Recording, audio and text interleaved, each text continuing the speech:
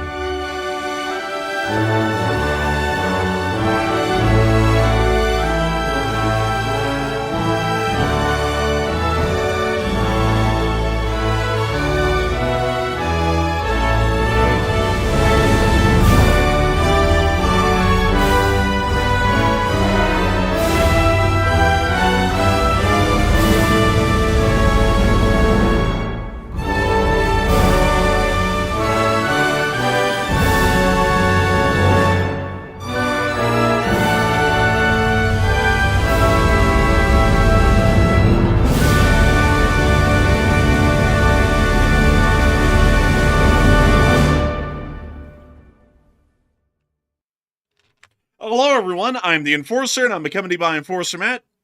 And good evening, folks. It's Enforcer Matt, and welcome back to day 1352 of the War News stream. And tonight we have very big news that Belgium and Sweden have closed airspace this evening after large drone sightings have occurred yet again and seems to be ramping up. We've also seen that Poland has begun military training for civilians, and also another big one, Iran is preparing to evacuate the capital city of Tehran due to the major water crisis that is apparently getting to a critical point. It's good to see you all once again.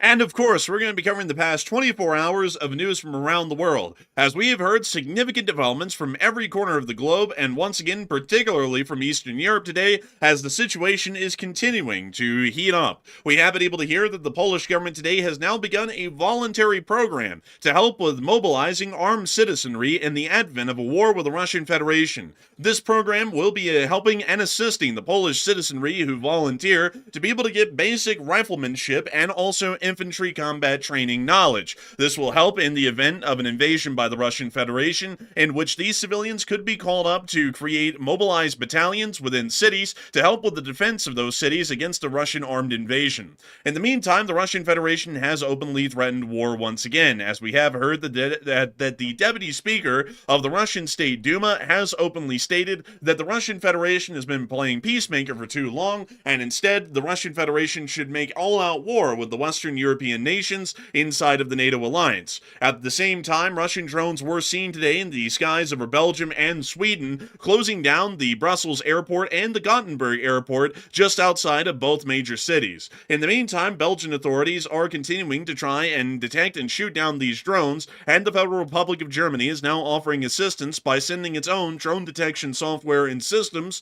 into the Kingdom of Belgium to be able to further assist with finding the drones in the first place, so that way they can then be later shot down by the Belgian armed forces on the ground. We have also heard that another one of these drones has flown over a sensitive nuclear facility today within the northern area of Belgium, not the Kleine Brogel base, but an entirely different nuclear research facility that is within northern Belgium.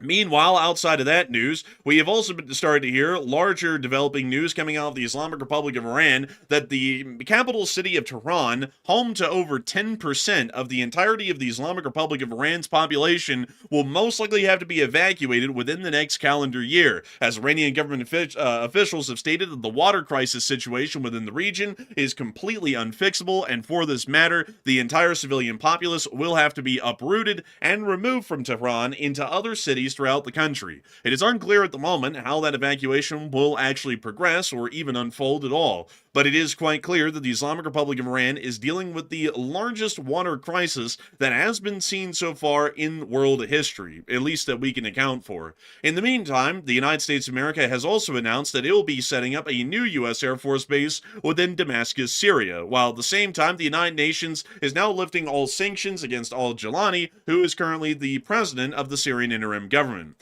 At the same time, the United States of America conducted a flight of B-52H Stratofortress bombers near to the coastline of Venezuela once again today, as we have also been able to hear from inside of the White House that they are currently trying to formulate some sort of a plan or structure that will allow for legal attacks against the Republic of Venezuela. While that's happening inside of the Congress did not pass an act which would stop the President of the United States from conducting any armed actions against Venezuela, still leaving the door open for presidential discretion on that very matter as to whether or not the United States will be conducting an armed action against the nation of Venezuela. Outside of that, Ukrainian armed forces have held the line significantly today, inflicting heavy losses onto the Russian Federation's armed forces on multiple fronts, including that of Pokrovsk, where a very pitched battle is currently ongoing for the very city itself. Right now, Russian Federation armed forces have made it into the southwestern area of the city and are advancing several blocks per day.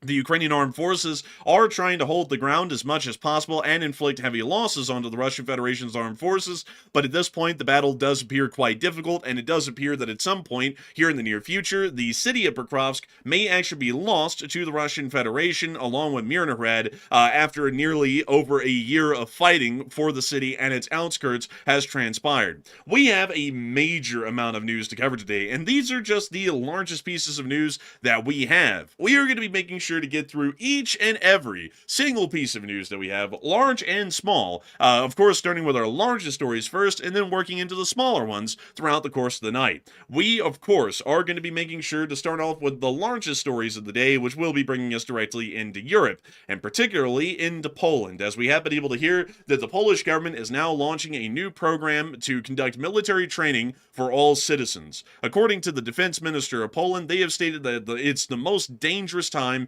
since the Second World War. The Republic of Poland is a very interesting nation, at least inside of Europe. It hosts one of the largest GDP defense spending budgets in the entirety of Europe, only second to Greece, which spends about 5.1% of its GDP on national defense annually. Poland spends roughly around 4.3%, and that's even compared to the United States of America, which I believe is somewhere around 2.7 to 3% at the moment. The Republic of Poland, while having an incredibly large land army, the largest one currently inside of the NATO alliance in Europe, and also having one of the largest air forces on the continent as well, is apparently still not happy with the fact that they only have the largest ground army and the largest air force for a singular nation in Europe, and are actually moving towards mobilizing citizens in the advent of war. What has been rolled forward today, at least within the Republic of Poland, is a voluntary, and I have to make that clear at the moment that this is voluntary and not compulsory, military training class for all citizens available throughout the entirety of the country.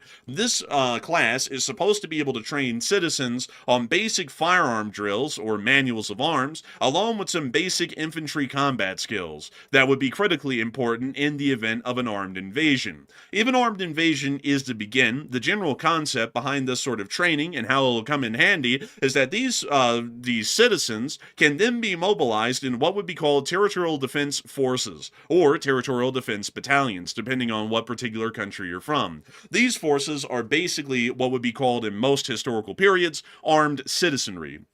They are citizens that happen to be armed. These citizens will most likely sit stationary in place near to a major city, lightly equipped with small arms and maybe some shoulder-fired anti-tank weapons in more limited numbers, and provide a little bit of time, at least for the main army, to be able to respond to a Russian attack within one of these cities, or to buy time for the main army to be able to conduct more significant actions to be able to break up the attacking Russian forces near to that city. These armed citizenry projects usually never culminate in anything other than a blocking force at best, or more so a screening force would be the best way to explain it. Still, these are incredibly important measures to be made at the moment, or a crucial moment like this, when war may be on the horizon, because it does allow the Polish government to have a little bit of additional manpower on paper, a little bit of additional firepower on paper, and that could buy them precious time for the Polish army, the main Polish army that is well trained and well equipped, to be able to conduct decisive actions against the Russian Federation, and also ensure that they will be able to keep these cities free of any sort of Russian occupation due to the armed resistance that they would face inside of these cities, at least within the opening hours or opening days of a major war.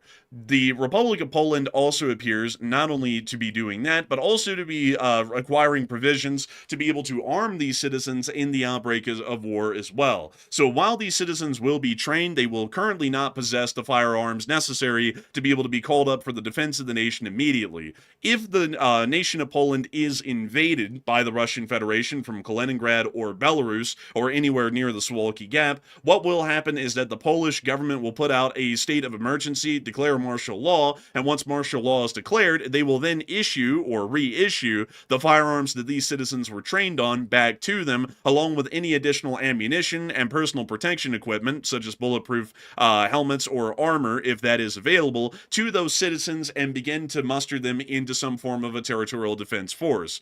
This is something that we will have to see how large it becomes. The Polish may not even disclose the information about how large these territorial defense forces may be, or the number of volunteers may be in actual numbers. Still, such an action is usually imperative, and we also have good reason to know that these forces do quite well. Many of y'all may remember the Battle of Kyiv, which was a significant battle that happened at the very beginning of the war in Ukraine in early 2022.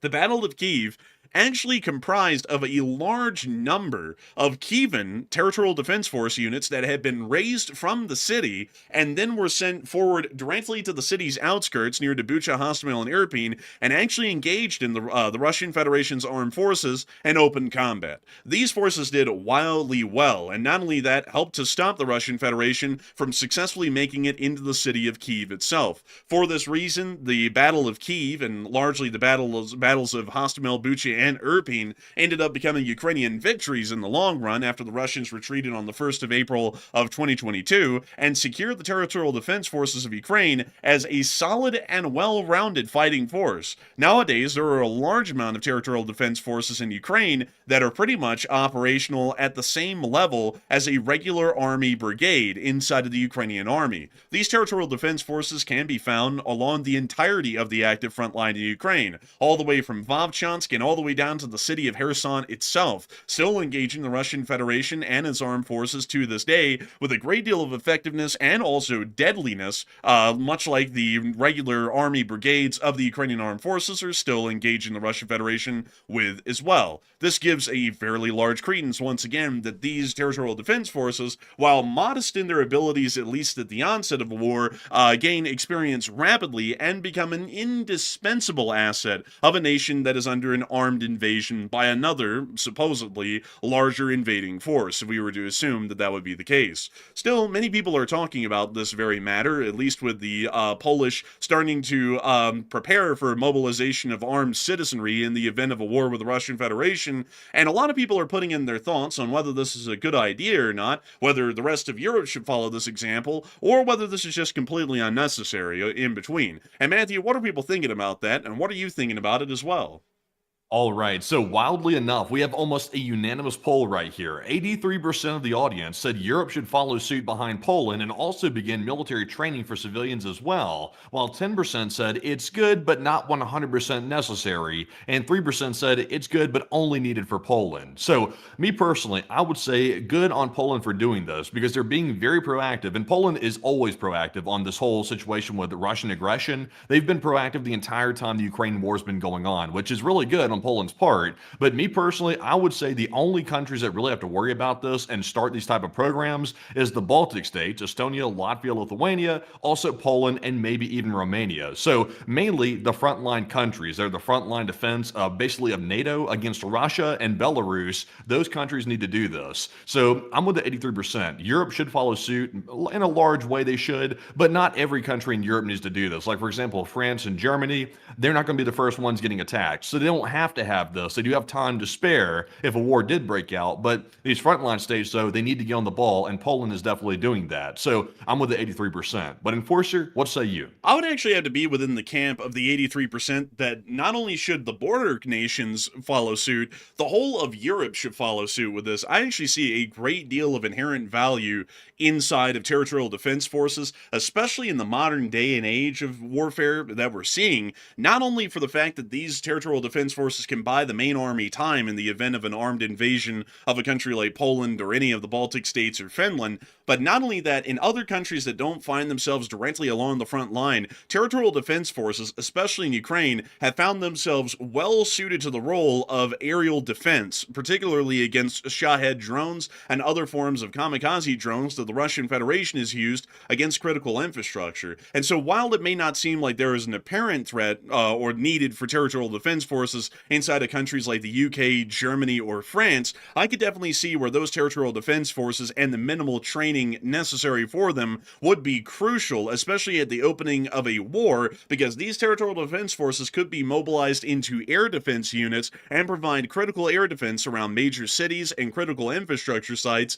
to stop the Russian Federation from dealing significant damage and decrease of efficiency and combat capabilities for the entirety of the nation in the opening hours and days of that war. And of course, that remaining efficiency of using these territorial defense forces for air defense and shooting down any incoming Russian drones would persist throughout the entirety of the war. So I would generally say not only should the border nations follow suit just for the practical matters of slowing a Russian invasion, much like the Polish are wanting to hope for, but every country in Europe should follow suit, primarily with their territorial defense forces focusing on air defense inside their countries instead of actual armed fighting within city streets or any form of light infantry fighting like the Polish are working on right now. Still, there is Honestly, I would go a step further than that. The countries that are on the front lines, for example, Estonia, Latvia, Lithuania, it would not be a bad idea for them whatsoever to go ahead and start at least doing some sort of mandatory military training for all civilians, mandatory, not voluntary, to go ahead and get them acclimated with weapons and to get them ready to fight. I'm not sure if they have something like that already in place. I don't think it's as comprehensive as what I'm talking about, but they should have some sort of mandatory training, not necessarily conscription necessarily, but at least training that maybe they can attend on the weekends or something like that, considering the risk of invasion is so high from Russia because they're getting more desperate as the months go on. It seems like that might be a good idea.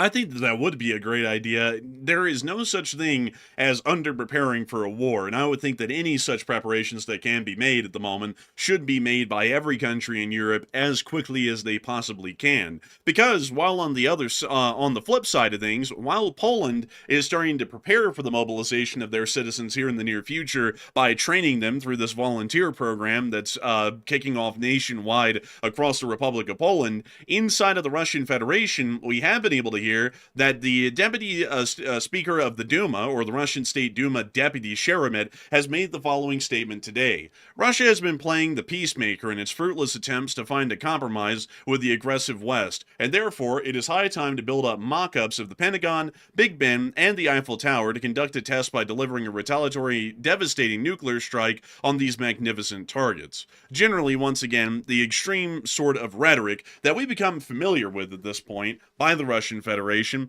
but still showing us that there is a strong appetite within the Russian Federation's government, not even within Putin's inner circle, but also within the Russian State Duma, which is pretty much the legislative puppet body of the Russian government that echoes Putin's true thoughts and sentiments, that is giving us an idea that they still are seriously considering a larger war with NATO. We already know through multiple different examples in the past of the Russians' actions that they are working towards a larger war with NATO at this point. For example, the formation of the Leningrad military district appears to be designed entirely for the concept of an eventual war with NATO. Not only that, Russian year-round conscription will not only be helping them to supplant the losses that they've been finding in Ukraine at the front lines, but also allow for them to start building up enough additional manpower reserves to raise new regiments and entire army corps, if necessary, to be able to support the operations of the Leningrad military district, once again entirely focused on fighting NATO. We have also seen that the Russian Federation is arming and supporting any enemies of the United States to try and further distract us wherever they can, including the Islamic Republic of Iran and the nation of Venezuela, even when they find themselves cash-strapped and equipment-strapped to where they can hardly help. They are still trying to find ways to trip the West, or trip the United States in particular, into getting distracted elsewhere. The Russian Federation, on top of that, has openly been making provocative actions through their airspace violations with their drones, for example today, and their Air Force directly over Estonia multiple weeks ago, to continue to try and show that they have absolutely no respect for NATO airspace, NATO states, and also that they are eventually going to try and go to war with them. We've even seen the appearance around the Estonian border of the mysterious green men, much similar to the ones that invaded and annexed large parts of Ukraine, and once again as threatening and ominous as they were way back then, over 11 years ago. It is incredibly obvious at this point that we are on the precipice of war with the Russian Federation, and the Russian Federation is continuing to design and scheme plots, as many as they can, to try and eventually see that they can push themselves into a war with NATO, whether we are wanting it in the West or not. That is something that makes it evidently clear and prudent that many nations like Poland and others have to make all actions necessary to prepare for that eventual war and the collective defense not only of their nations, but of the entirety of the alliance as a whole. And still, even further than that, the Russian Federation is still taking its provocative actions to the next step, as multiple drones have been spotted today throughout the entirety of Western Europe, all the way from Belgium and all the way up to Sweden.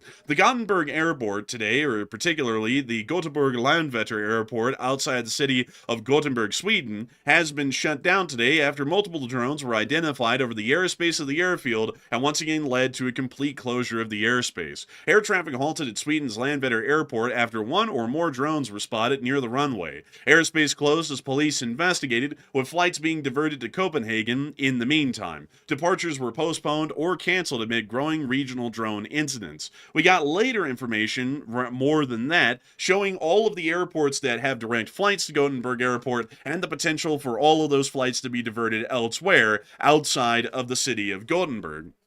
This was a fairly large and significant development that did happen in Sweden today, and it's not the first time that we've seen an airspace violation within this area, as we have seen weeks earlier, airspace violations near to the area of Karlskrona, which is a significant Swedish naval base, along with the city of Malmö, directly to the east of Copenhagen, around the same time that the drone violations were happening over Copenhagen skies. This is the first time that we've ever seen an airspace violation by Russian drones around the city of Gothenburg, but it's still is showing us that the Russian Federation is taking every available measure and action possible to be able to disrupt Western airspace and to cause as much damage and possible harm as they can.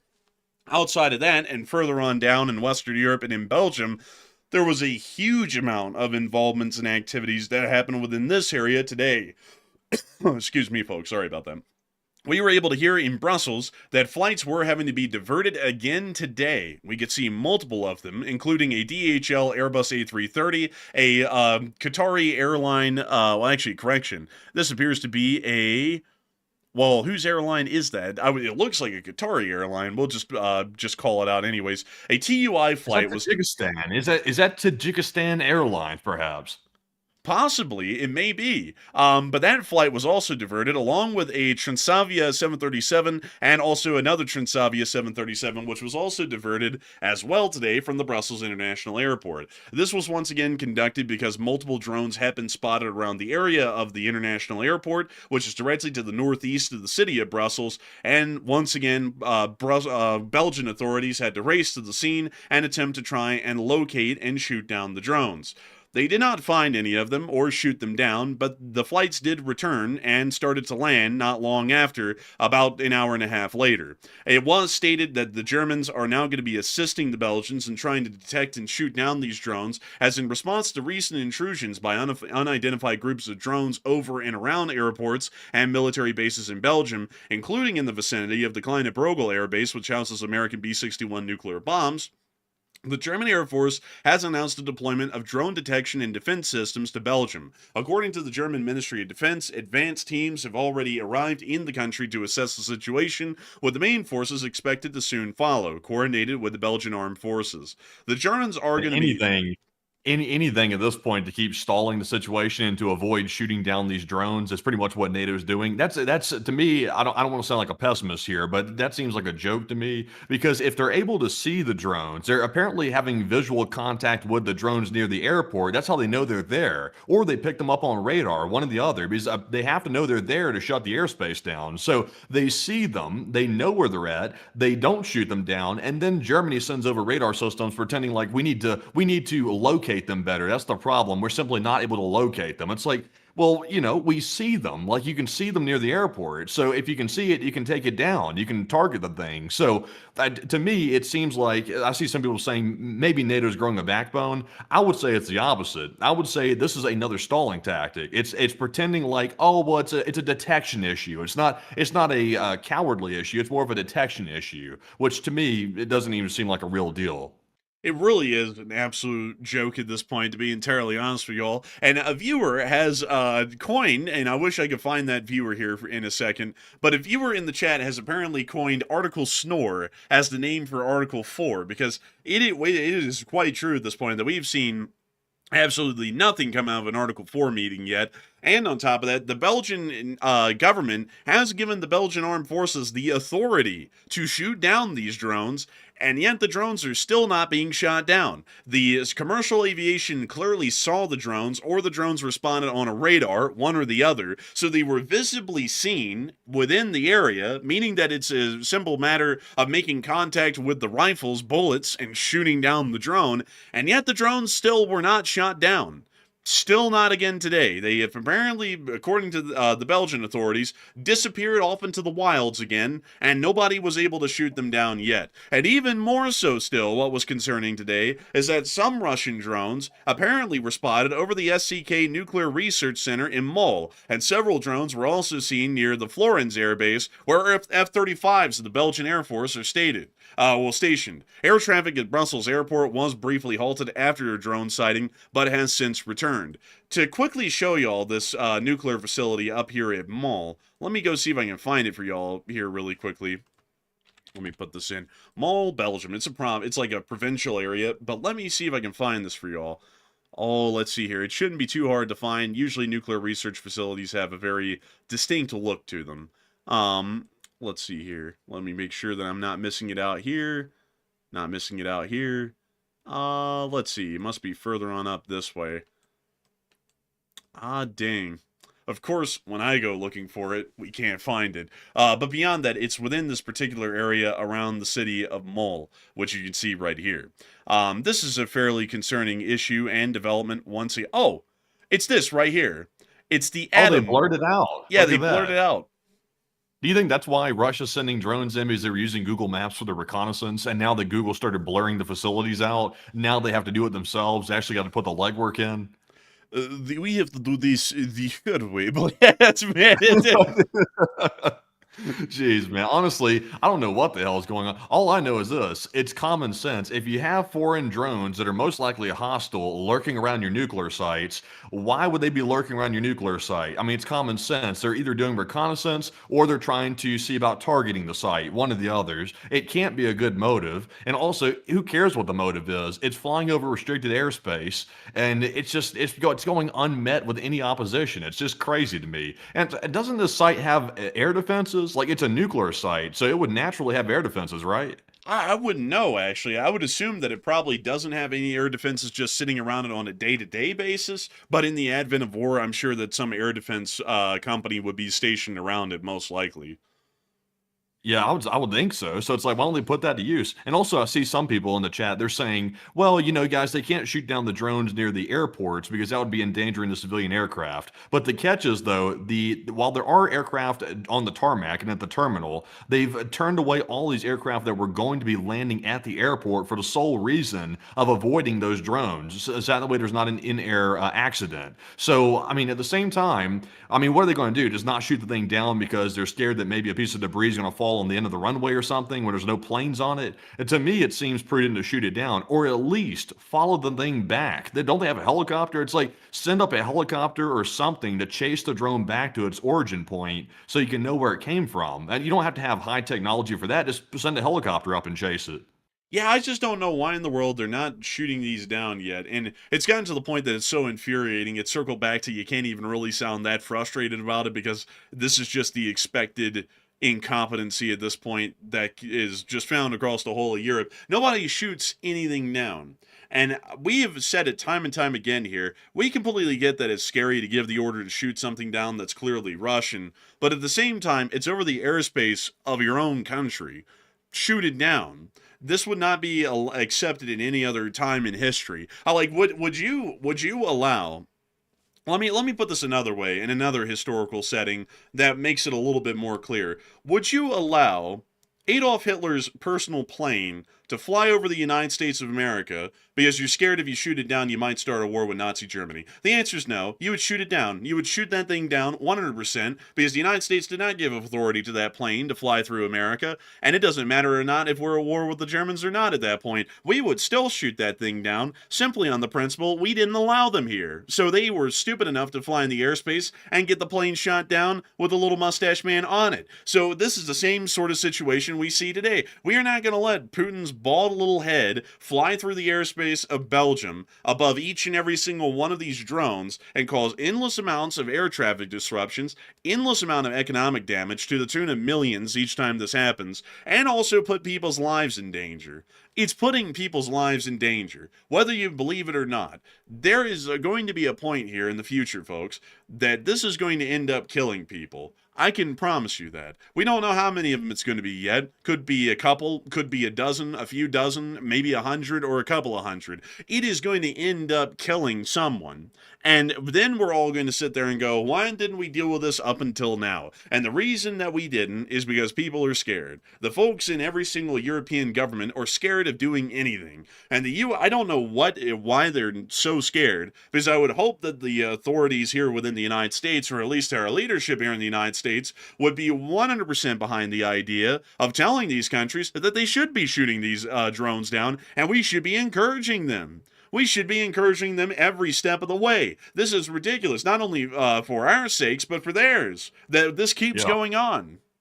And also, by the way, another thing that's pretty telling that we haven't really touched on before, notice the lack of press coverage of this. This is still a major deal. I know it's gotten sort of normalized now that these drones are flying over NATO airspace, but look at the lack of press coverage. This is something here that should be getting round-the-clock coverage on mainstream news networks, but you're not seeing a single mention of it anywhere. I can't find a mention of it on mainstream pretty much anywhere. Now, if you live in those countries, you might hear about maybe some sort of press release from the airport, but other than that, there's not much coverage. They're making it seem like it's a side note, which is interesting. Also notice there's a lack of photo evidence coming out of any of this, considering the fact that the airports are literally visually contacting these aircraft or these drones, whatever they are. They're seeing them, and there's barely any photo evidence at all of it. It seems like they're trying to purposely tamp it down so that way the public's not really aware of it, and nobody's really talking about it the way they should. It should be reported on widespread, but it's not.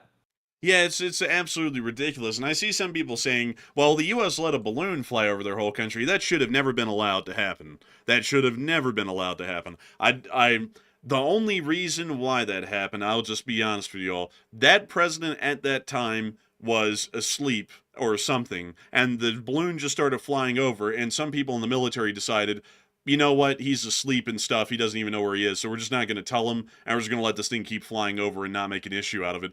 That's what happened back then. Shouldn't have happened. Shouldn't have happened at all, because that was an absolute embarrassment that a Chinese balloon was allowed to fly all the way across the lower 48 states with no one stopping it. And that shouldn't have happened. We were back in the day railing on this channel about why in the world the US would let a Chinese balloon fly all the way across the United States without any sort of approval. The thing was violating our airspace clear as day, and we should have shot it down. I know we didn't, and that was a huge mistake, but looking at that still today, we should not have that as a set precedent where we go, oh, well, since the U.S. let a balloon fly over our country, we should just let everything pass these days. Our skies are our skies. American skies are for American aircraft, or for international aircraft that we have approved to fly through our airspace. European skies are for European aircraft, or aircraft that have been allowed internationally to fly through their airspace. Anything that is not permitted in the airspace should be shot down without any further delay whatsoever. And I would say that that should be the precedent that's been set out in Europe and should be followed to the letter. Any airspace violations of any type by any unidentified flying aircraft should be met with armed fire from the ground or armed fire from an air force, and that craft should be immediately shot down as an example to the rest that there will be no unauthorized flights through NATO airspace in any circumstances. But outside of that, a lot of people have been weighing in their opinions on why in the world these airspace closures and drone incursions simultaneously are ramping up. And Matthew, what are people thinking about that, and what are you thinking about that as well?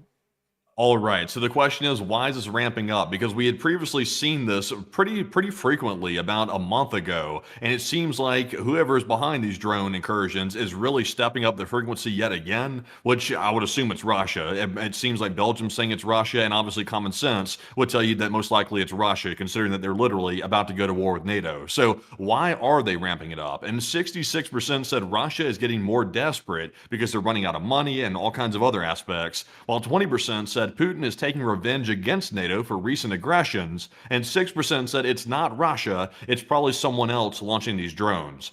So I would say personally, like I sort of alluded to a minute ago, I'm pretty sure it's Russia. I'm not really sure who else it would be. Maybe it could be China, but at the same time, though, Russia has more of a reason to do this than China does, and also they're closer to the region. So naturally, it seems like it would be Russia. And I would say, generally speaking, Putin it's probably honestly a mix of both. Putin wants to take revenge against NATO because recently the U.S. president has taken a strong stance against Putin, which is a very welcome change, by the way. And also, Russia is definitely getting more desperate. Their economy is hurting, and we're even hearing about more layoffs inside of Russia. And also, obviously, we heard yesterday their Cosmodrome that launches their missiles had the power cut off to it. So that shows you they're extremely desperate. So I think all this is a sign that Russia's having a very hard time, and they're lashing out the only way they know how, which is to escalate. So, Enforcer, what say you? I would have to say that this is definitely a sign that the Russians are getting more desperate as the war keeps going, and also the additional sanctions and the lack of purchase orders are starting to literally kill their economy. They're trying to find ways to disrupt and cause as much damage in Europe without going into a direct war at this point. And so for that reason, that's why we're seeing that these drone incursions are ending up happening quite literally daily at this point, and they're starting to cause massive disruptions and closures wherever the drones appear. So I would generally say that this is Russia's attempt at implementing some form of their own sanctions in a way against NATO and causing significant economic damage to their own degree without going directly to war to be able to cause it. That would be generally my opinion as to why they're doing this at this point, is to try and get a little bit more creative in their act of desperation to cause damage to the West in some way, shape, or form. But I hope that does address that the best I can, at least in my opinion. And on top of that, while all of that was going on in Europe today, we have been able to hear of another significant crisis that is evolving elsewhere. And this one's actually pretty wild. One that it doesn't really fit within war news,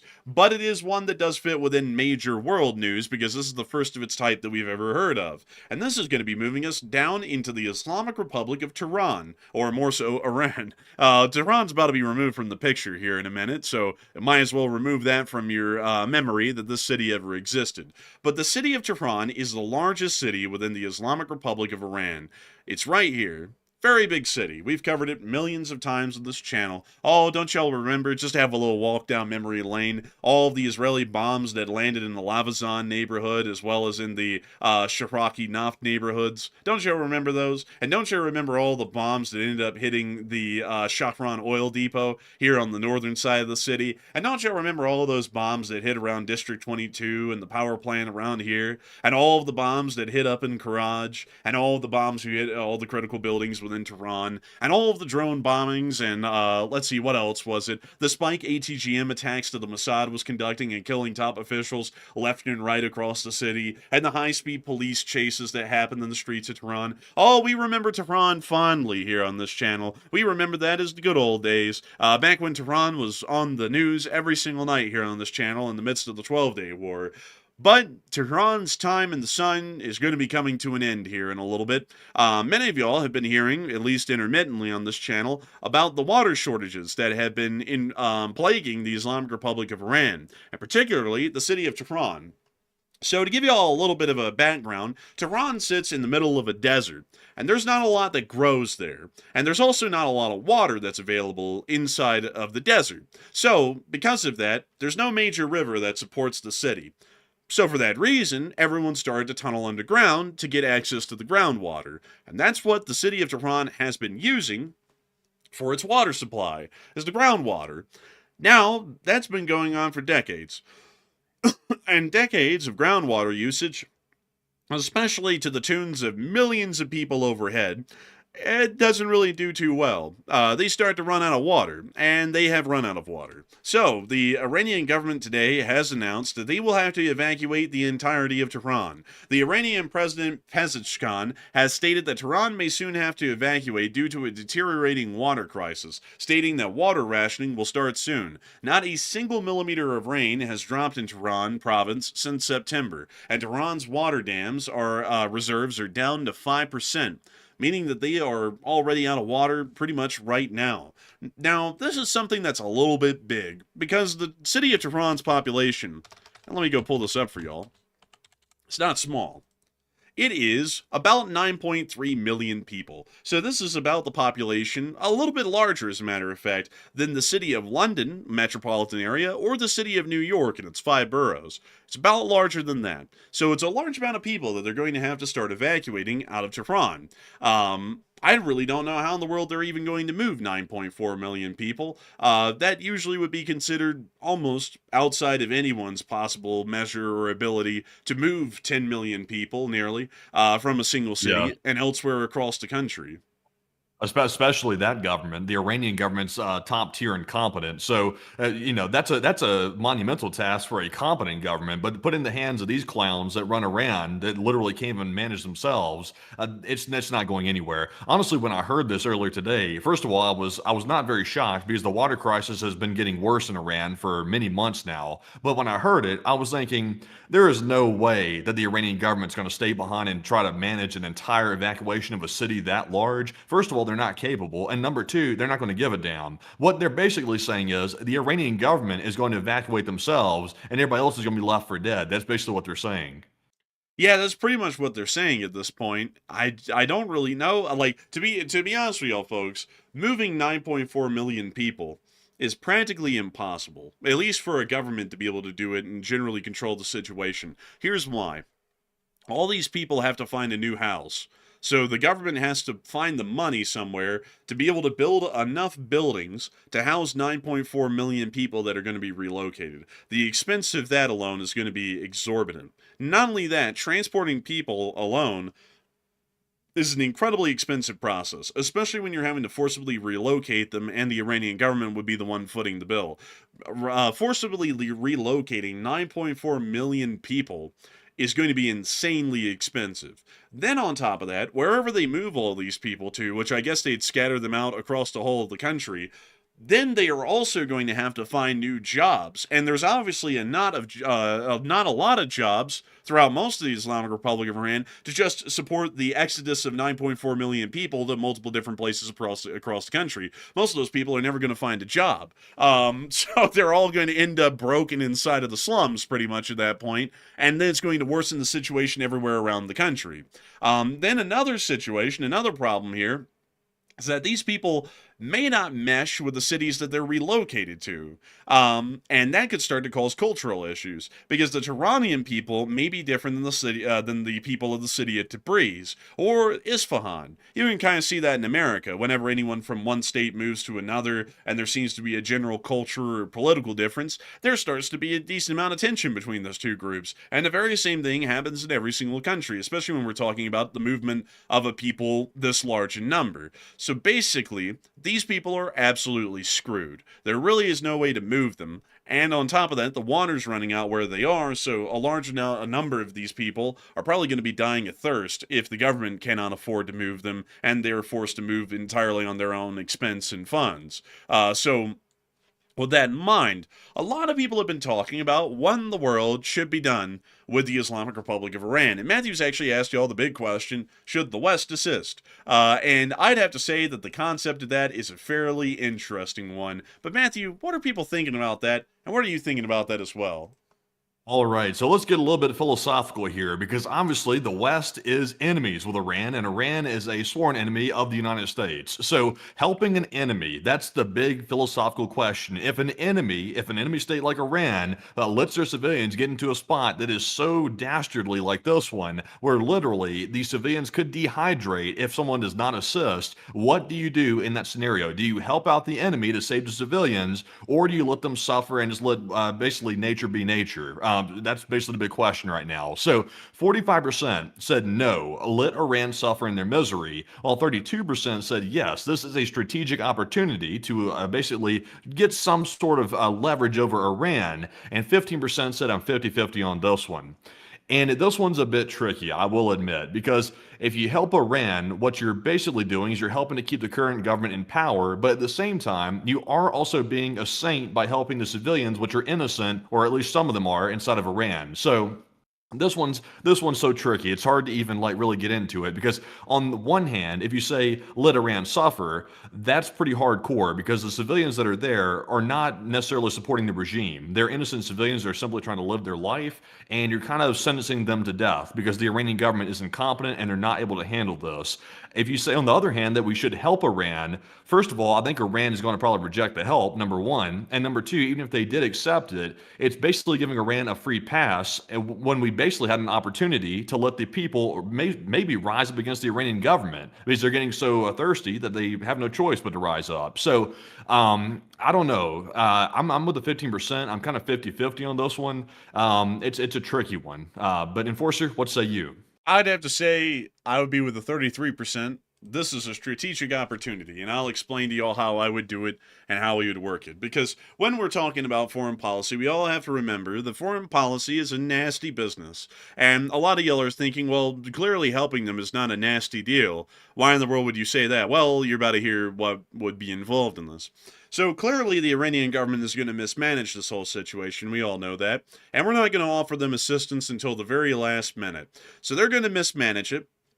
And people are going to start dying of thirst inside of Tehran. You know, a couple of hundred at a time, a couple of thousand after that a day.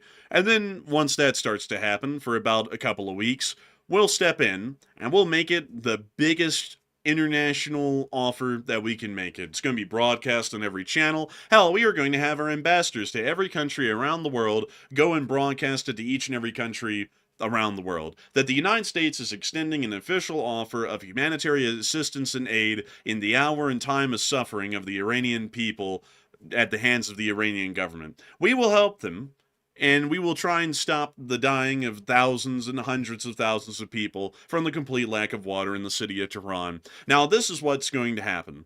The Iranian people are already going to be incredibly angry at their government due to the lack of water, which will be construed as government mismanagement and incompetence. And then they will also hear that the US government, while thousands of them are dying a day, is now offering assistance to Iran to help these people survive.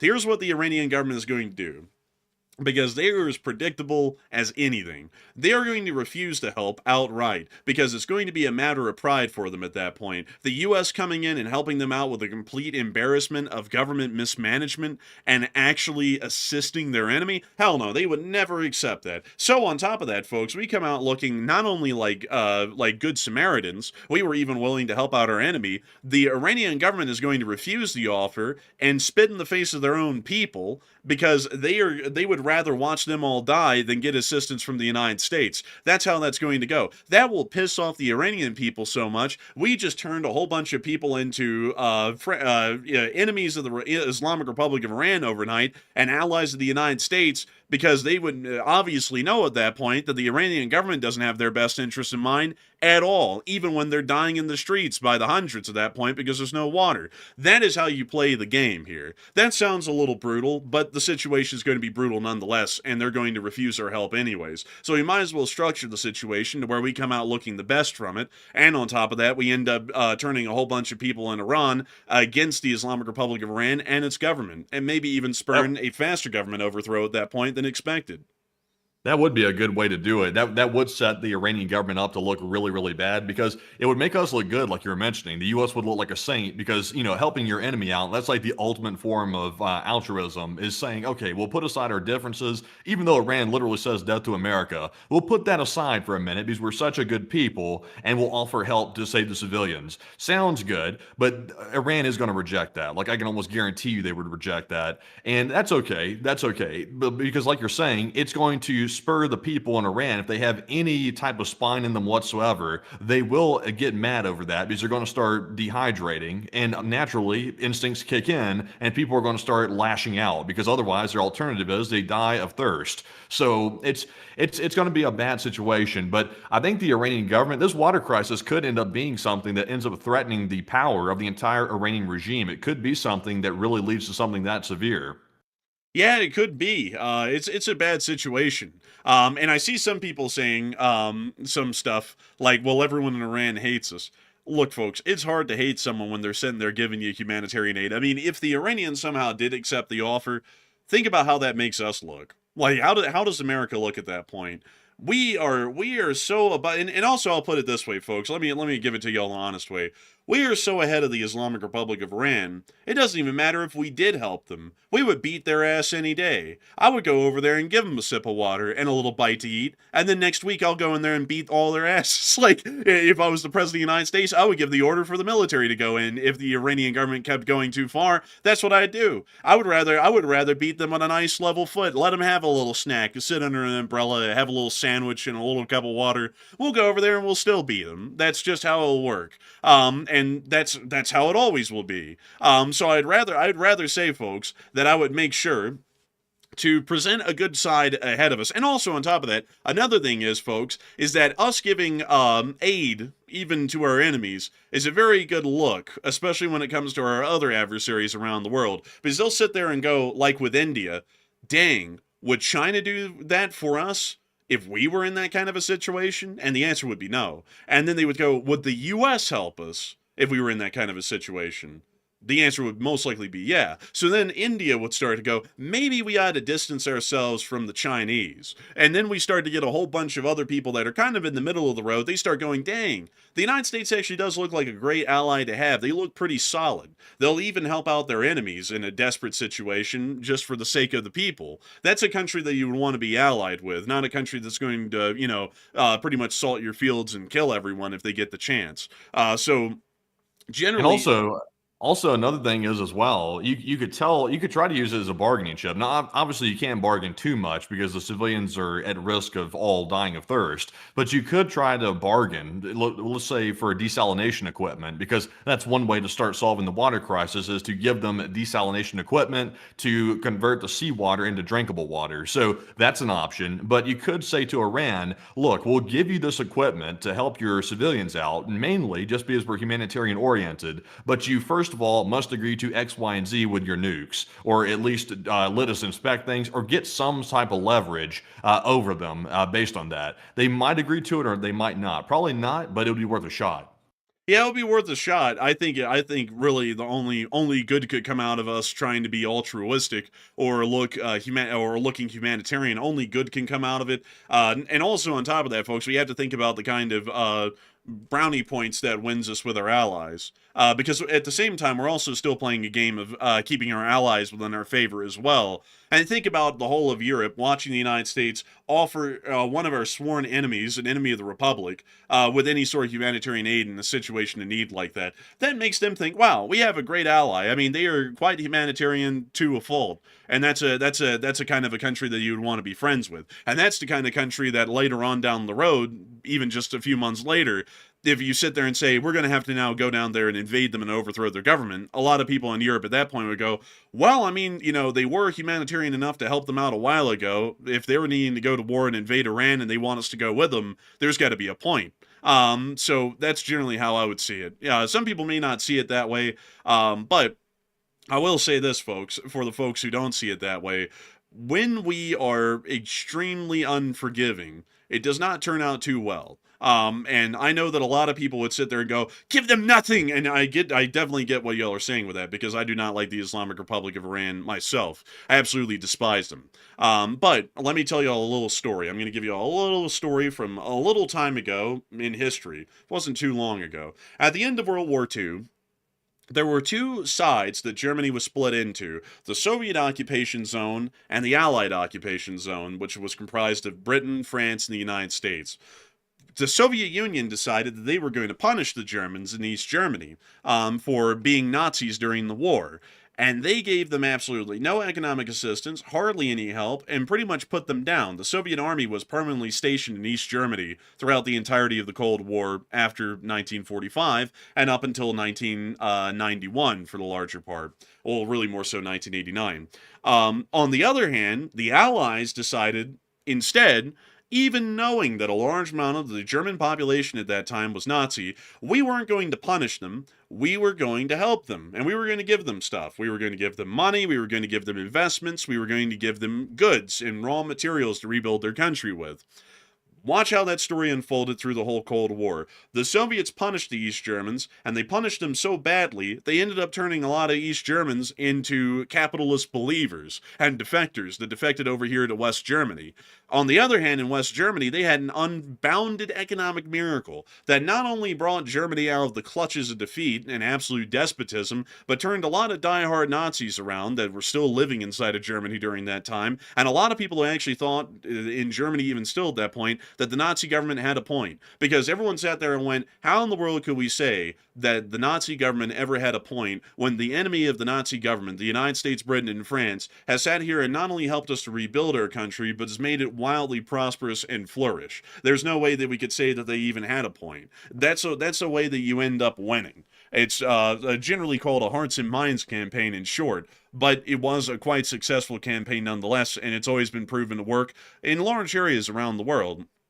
But still, I hope that does address that well, at least in my opinion. And, Also, I want to add this before we move on. One thing I see, I understand where people are coming from, by the way. I'm not saying it's absurd. In fact, it probably leans toward more the sensible side of people saying we should not help Iran under any circumstances just because it's basically enabling the government. But the catch is, though, here's the reality of it, folks. If we don't step in, because I think we can all agree that Iran is incapable of solving the crisis. They are too incompetent and they don't have the resources. And also, they're just not equipped to handle it because they're idiots. So if we don't step in, the civilians are going to start dying of thirst. And among those civilians are children and women. So, everybody says, let's not help Iran now. But once you start seeing the streets full of dying children because they're dying of thirst, at that point, it doesn't matter what you feel about the Iranian regime. Most people will change their minds once they see that suffering, because there's very few people that will see those children suffering like that and simply say, oh, screw them. Most people will turn around and say, well, we can't let that happen. That is horrendous. What's happening there? It's atrocious, and we got to help. That's what most people would say. So I think once the reality struck of that situation, a lot of people would change their minds. That's why I'm kind of saying what I'm saying now about maybe we should at least consider some form of help, because we don't want to be so cruel to let the children and women and everybody else just start dying off en masse. That would be a hell of a situation. Yeah, it would be. And I see some people saying some other stuff about this, saying it's a bad idea. Some people are saying that it's a bad idea because they're Islamic, and Islamic peoples will never appreciate anyone from the West giving them anything. And I would disagree. I would disagree quite heavily on that, because if you look at any Islamic country inside of the Middle East that at one point generally did not like the United States, they like us now, or they at least are indifferent to us. Look at Iraq. I mean, the Iraqi government is an indifferent government to us. As a matter of fact, they somewhat lean in our favor because U.S. forces are still stationed inside their country by their allowance. Not because we want to be there, but because they allow us to be there. Look at the Kuwaiti government, or the Saudi government, or the government of the Kingdom of Jordan, or, for that matter, the Syrian government, which is now going to allow U.S. forces to be based inside their country. Or look at the UAE, or Qatar, or Bahrain. There is an endless amount of examples of countries inside the Middle East that at one point didn't really have the most positive outlook of the United States, and yet they now have a positive, and not only that, friendly relationship with the United States of America because of how we treated them over the decades. They like us, basically, to put it.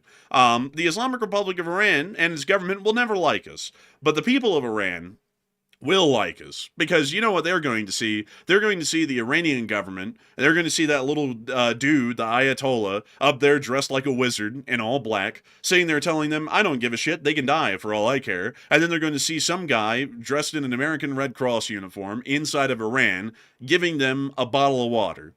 Tell me now, how in the world does someone continue to hate their enemy when their enemy is sitting there and giving them the very water that they would need to survive? It's very hard for anyone, even a radicalized type of a person, to continue to hate their enemy when your very enemy is the one who's keeping you alive. Yeah, you would think so. Well, I will say there are some radicals. In fact, there's definitely radicals in Iran that would gladly take the water from the United States, and they would still say F you to the United States. There are definitely some like that. In fact, there's probably a good percentage that are like that. But it's for the other 50%, the women, children, etc., that are innocent, and they're basically having to live under those idiots and those lunatics, that I would simply say we ought to at least consider helping on that respect. And also at the same time, I mean, it would not kill the United States, or it would not harm our interests whatsoever to at least provide humanitarian assistance to the civilians. It wouldn't harm us in any way. Some people are saying, well, it's propping up the regime. But at the same time, though, what are we going to do? Try to get rid of the Islamic regime, the radical regime inside of Iran, and at the same time, we're going to basically give up our humanity at the same time and let the children die in the street? It's like, at some point, we want to achieve our geopolitical aims, but we don't want to start losing our hearts and minds and souls here in the United States just to achieve those aims,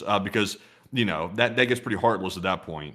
And also, on top of that, folks, here's the basic rundown of it. Whether these people hate the United States or not, if push comes to shove and the Iranian government ends up going over the line with nuclear weapons developments, we'll go in there and we'll crush anyone that we need to and bring the country to its knees whichever way we want. That's the end of the story. It doesn't matter whether we give them a sip of water or not. We can give them a little sip of water today and go in there and invade them tomorrow and run the whole country for about 5 years in an occupational government.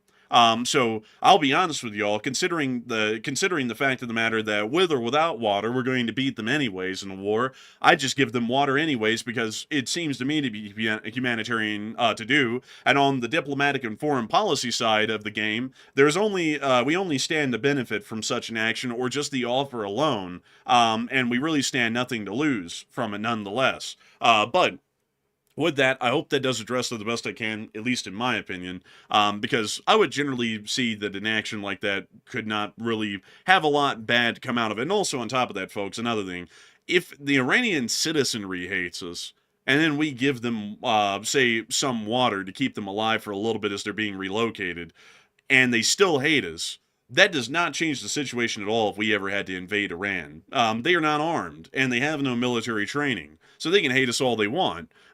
We still did the right thing, and we're still the United States of America as we always have been. That's basically how it works. But anyways, with that, I hope that does address that well. And with that, folks, it is time for us to move on into the rest of the news for the night. We actually have a little bit of news left around the Middle East before we start moving over into the Americas and then back into Europe. Before we get to all that, I do want to take a quick moment to get a couple of questions from the chat. So, Matthew, what do we got?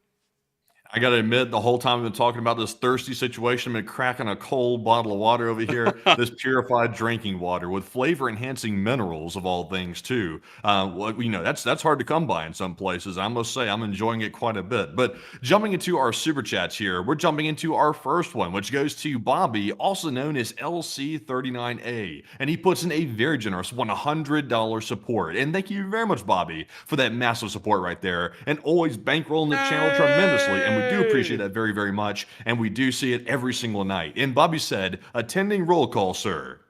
Hey, and welcome to Roll Call, Bobby. And I gotta say, good thing to have you here tonight. I hope you've been enjoying the show. And I gotta thank you wildly for that massive support and helping this channel to keep on running. Because if it wasn't for folks like you, we wouldn't be able to have a roll call. We wouldn't be able to keep this show running. We wouldn't be able to make this thing possible. And I gotta say, a massive thanks to you so much once again. I hope that does address that incredibly well. And it's great to have you here again tonight. I hope you've been enjoying the show tonight. It looks like a lot of people have been here actually so far tonight, and I hope that your support helps us to keep this channel running well on into the future. Years and years from now, there will still be an Enforcer show, because Enforcer shows always run day in and day out, every day and every night. And so a huge thanks to you so much once again. I hope that does address that incredibly well. And with that, folks, we are on to the next one. But a humongous thanks to you so much once again, Bobby43, for bankrolling this channel and helping us to keep this thing on air. Indeed. And our second super chat here goes to Andrew Barbro, who puts in a 50. And thank you very much, Andrew, as well, for that generous support and also helping to keep us running. And Andrew said, for the Explore Utah Fund, and have some fun on me. And I thank you so much for the support, and thank you for the Explorer Utah Fund. We will have some fun on you, Andrew Barbaro. And you know, there's a lot of fun to be had in Utah. We haven't gotten to doing any of it yet, and I don't know when we will. But there's all kinds of cool stuff around here. One really cool thing that I saw recently was this Natural History Museum of Utah. It actually popped up on a YouTube ad for me, and I was like, wow. I was like, this place looks really cool, and I actually want to go here and take a little look at it myself. It's got loads of dinosaur fossils, and fossils from different archaeological periods, and it's even got this yak-looking creature that kind of looks like the mix of a bison and a yak, but that looks pretty cool. And I was like, wow, I really want to go take a little look at this place. That was a pretty cool spot. And also, let's see. Do they have that salt-sucking creature in there, too? You know that one I'm talking about, that one off of the original series, that salt sucker? I think they do, actually. I think it is in there somewhere. I would like to see that thing. That's a doozy. Y'all know that thing I'm talking about, right? The little shape-shifting thing that was on Star Trek that went around, getting the red shirt crewmen and stuff like that, and was getting the salt out of them and stuff. That creature. They got to have a little copy of that in here. Man, I think they might not. I'm not really sure. But look at that geode. That's pretty cool. Oh, wow, that is nice right there. Man, that's really cool. And then they also have another little place down here, the Pony Express National Historic Trail, which is basically the first postal delivery service. They weren't ever really on time, and the modern post office lives up to the name. I think that's great. I think that's great. But also, let's see here. There's all kinds of cool stuff around here, actually, loads of cool stuff, and I want to go and see all of it eventually. But I do thank you massively for the Explorer Utah Fund, because we will definitely be needing it, and we'll definitely be using it here in the future. And so a humongous thanks to you so much once again. I hope that has addressed that incredibly well, and with that, it is time for us to move on and into the last question of this segment, and then, oh, wait a minute, hang on, actually, correction, everyone, before we move on into the next segment, we actually have to break from the question segment for a moment for some breaking news. All right, so we do have a little bit of breaking news right now. It's a bit of a headline right now out of North Korea.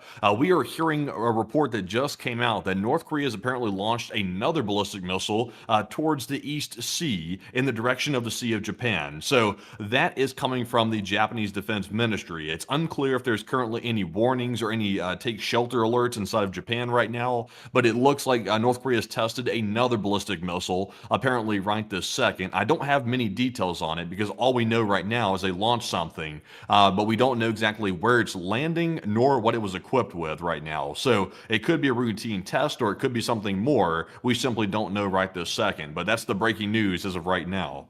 And very interesting to hear. We'll be keeping an update on that, folks, but North Korea has fired a ballistic missile, most likely in a missile test, towards the East China Sea, which is here to the south, meaning that's most likely skirting along the Korean coastline right now and is most likely passing Jeju Island, which is to the south of South Korea. So we'll be keeping an eye on that and seeing if there's any other further news that's going to be transpiring out of that story at the moment. But still, we are in the midst of an ongoing North Korean ballistic missile test at this moment. But with that, a big thanks to Enforcer Matt for breaking that breaking news to all of us. If I can only talk, folks, if I can only talk. But with that, folks, we are on to the final question of the segment, and then we're going to be moving on into the rest of the news for the night.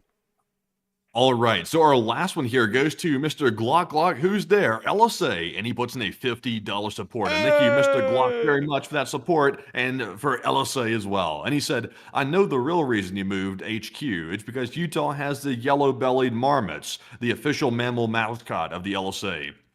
And you know, you're actually right. The yellow-bellied marmot does live here within the state of Utah. Take a look at this one.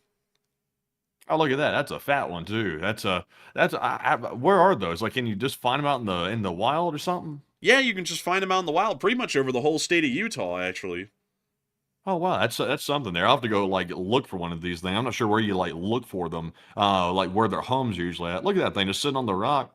Honestly, that thing is very perplexing looking. It's thinking hard about something. Man, it's sitting there thinking, why in the world just a hot dog man still get on YouTube? Like, man, it's like, he's got no viewers. He ought to go home. But, man, like, just look at these little creatures. They are very cute. Oh, look, a baby marmot. Oh, look. Oh, that's cute. Baby marmot. And then we also have these that are eating trash, which means that they're watching the Hot Dog Man show. And then we also have this one that's sunning on a boulder. Damn, I thought it was dead for a minute. But yeah, it's out here getting a little tan or something. Looks like a lizard. Very aerodynamic. Like, it's very, very aerodynamic for show. But, I mean, that one is really thinking. It's pondering. Honestly, it looks like me when I was trying to figure out, how to move in and put my stuff together, and I got, like, really tired. That's how I looked. I was just sitting there like, huh. No, man, honestly, that's how I was sitting for a minute today. I was like, damn. I was like, I got to keep moving all these boxes. It's like, this is terrible. But also, let's take a little look around at these cute creatures. Oh, look at that one. I like these things right here. I wonder if we could get an interview. I wonder. I bet you'd try and bite the microphone if you held it up to it. Like, it'd probably beat you. Oh, look at these. They're in a fight. Oh, a fight. Man, this was going, oh, man, oh, man, I'm telling you, oh, man. But I like these. Dang, that one's really plump. Man, watch out. I'll tell you what, there's some wildlife documentary crews like that. When creatures start getting close to ledges like that, they have a mysterious way of sliding off ledges for the camera. You better watch out. Man, oh no, it's Walt Disney, and what's he doing with a handful of lemmings? Like, man, it just starts chucking them off a cliff. It's like, man, if y'all don't know this, lemmings don't actually jump off cliffs. Like, that was all... That's not real. They never do that. They just did that for dramatization purposes. I think in the nature documentary that Walt Disney did, and he just said, you know what, make it like a little extra dramatic, and just start flinging them off a cliff. And so they just did it, and they filmed it. And they didn't film the guy tossing them off the top of the cliff like he's, making it rain. Like, literally, that's what he was doing. They didn't film him. They just filmed them on the way down. And it's like, what the hell? Allegedly. But beyond that, I hope that does address that well. And the big thanks to you once again for support and also giving the true reason as to why we moved to Utah. We have to find one and capture it so that way it can become a pet and mascot of the Lee Spring Army. And so with that, I hope that does address that the best I can. A big, massive thanks to you so much once again for the support and helping this channel to keep on running. And with that, folks, it's time for us to get back to the news. And in particular, back to the news in the Middle East. Somali pirates are back as they have seized a Maltese tanker today. Crew members took shelter in the ship's citadel, or fortified safe room, and remained there. An official from maritime security company Diopolis said assistance has been sought from EU's naval forces operating in the area. So it does appear that the Somali pirates are now making their return. Apparently, economic conditions are ripe. In the meantime, the United States is preparing to move into an airbase in Damascus, according to reports from Reuters earlier today, which is a fairly interesting move. At the same time, the Syrians are still trying to kick the Russians out of their bases inside of Syria. So it does appear that Syria is going to be well planted as an American ally here in the future. Moving on from that, and on out of the Middle East, it's now time for us to move on down into the Americas, as we were able to hear that another flight of B-52H Stratofortress bombers was conducted today near to the coast of Venezuela, and we also were able to get additional information of that in a second clip right here, once again showing us the flights of these bombers. These were actually Tito bombers, which is very interesting naming, because the last ones, I believe, that were done by the B-52s, I think they were called Bears, or something along those lines. These are called Tito, like the vodka. Moving on out of that news, however, and out of the Caribbean, and inside of Washington, we were able to hear that the United States did not stop today in Congress a measure that was supposed to stop the president from launching a war on Venezuela. Today, that measure was blocked, as a matter of fact, which means that the president still has at his power the discretion to actually start a war with Venezuela.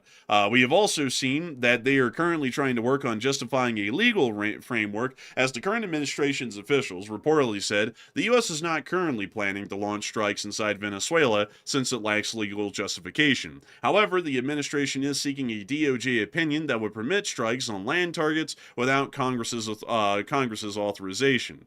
In the meantime, we also saw that the Treasury made a statement against the Russians today, and it was as follows. The president has been clear that the war must end immediately. As long as Putin continues the senseless killings, the Kremlin's puppet, Governor, or Gunvor, will never get a license to operate and profit, making it somewhat clear that we are still taking an unfriendly position to the Russian Federation and their ongoing war in Ukraine. In New York City, the United Nations has voted to remove sanctions on Syrian President Ahmed al-Shara, also known as al-Jilani, and Interior Minister Anas Khattab, according to Reuters earlier today. This is coming as Syria is starting to become an openly friendly Western country, and for that reason, we are attempting to incentivize them in remaining on that path. Moving on out of all of the news from the Americas and also all of the news from the Middle East, we're now going to be moving our way on into Europe. But before we do that, I have to put on the brakes and then do a little stop and turn around back to that B-52 story that happened near Venezuela. And Matthew, what are people thinking about those B-52 flights near Venezuela? Are they thinking that they were worthwhile? Pointless? What are they thinking? And what are you thinking as well? All right, so we did see some more B-52 bombers. You know, those stealth bombers that Venezuela can't detect because they're so stealth. It's probably the stealthiest aircraft you've ever heard of in your life, those loud B-52s that have existed for decades. Another one of them actually headed down there today as a show of force against Venezuela. And are these flights worthwhile? And it looks like that people were all over the place in this one. 44% said no, it's pointless and wasting money, while 36% said yes, it's good for U.S. strategy against Venezuela. And 14% said it might work somewhat.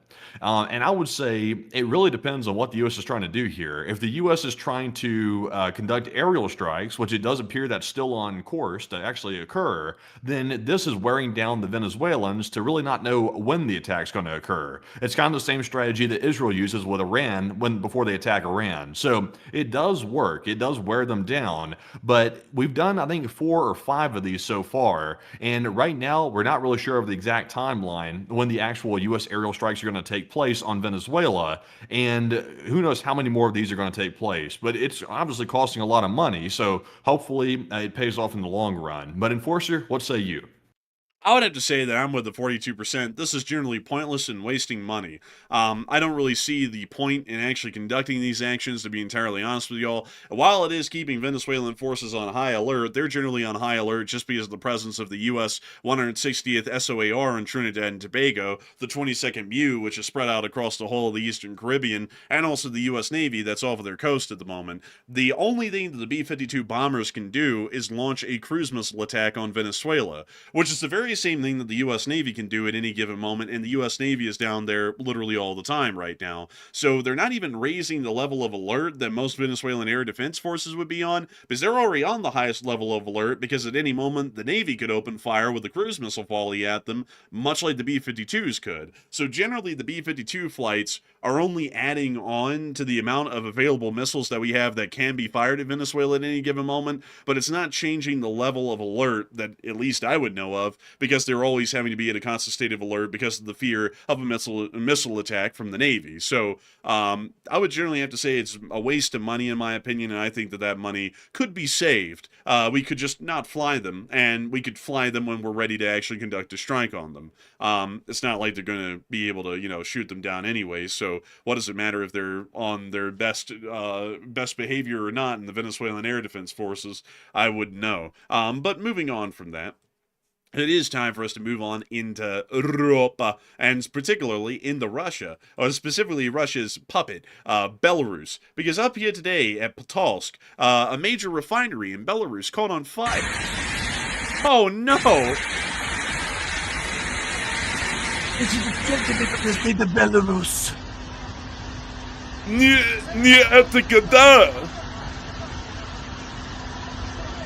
Big Daddy Putin, we need your help. We need your help. We're burning down in Belarus. Man, Lukashenko's about to come out the next day and go, everyone wants to bully me and say I'm a dictator. I am not a dictator. I'm a dictator. Man, he's gonna say that again. But beyond that, nobody will ever accuse Lukashenko of being a smart man. That's for damn sure. Man, Lukashenko is probably the dumbest leader in Europe. Like, even dumber than Putin. Like, man, honestly, he's.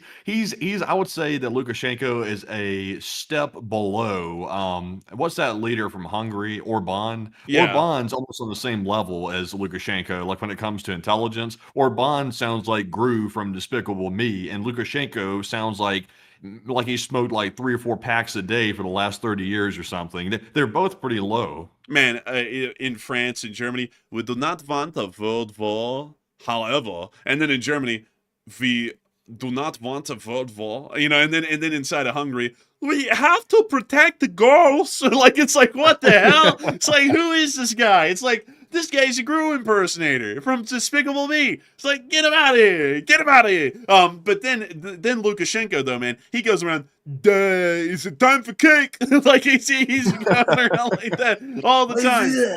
I have this dog here, this fluffy dog. You see, he's down here on the ground. He walks with me everywhere I go because I have to have my support dog.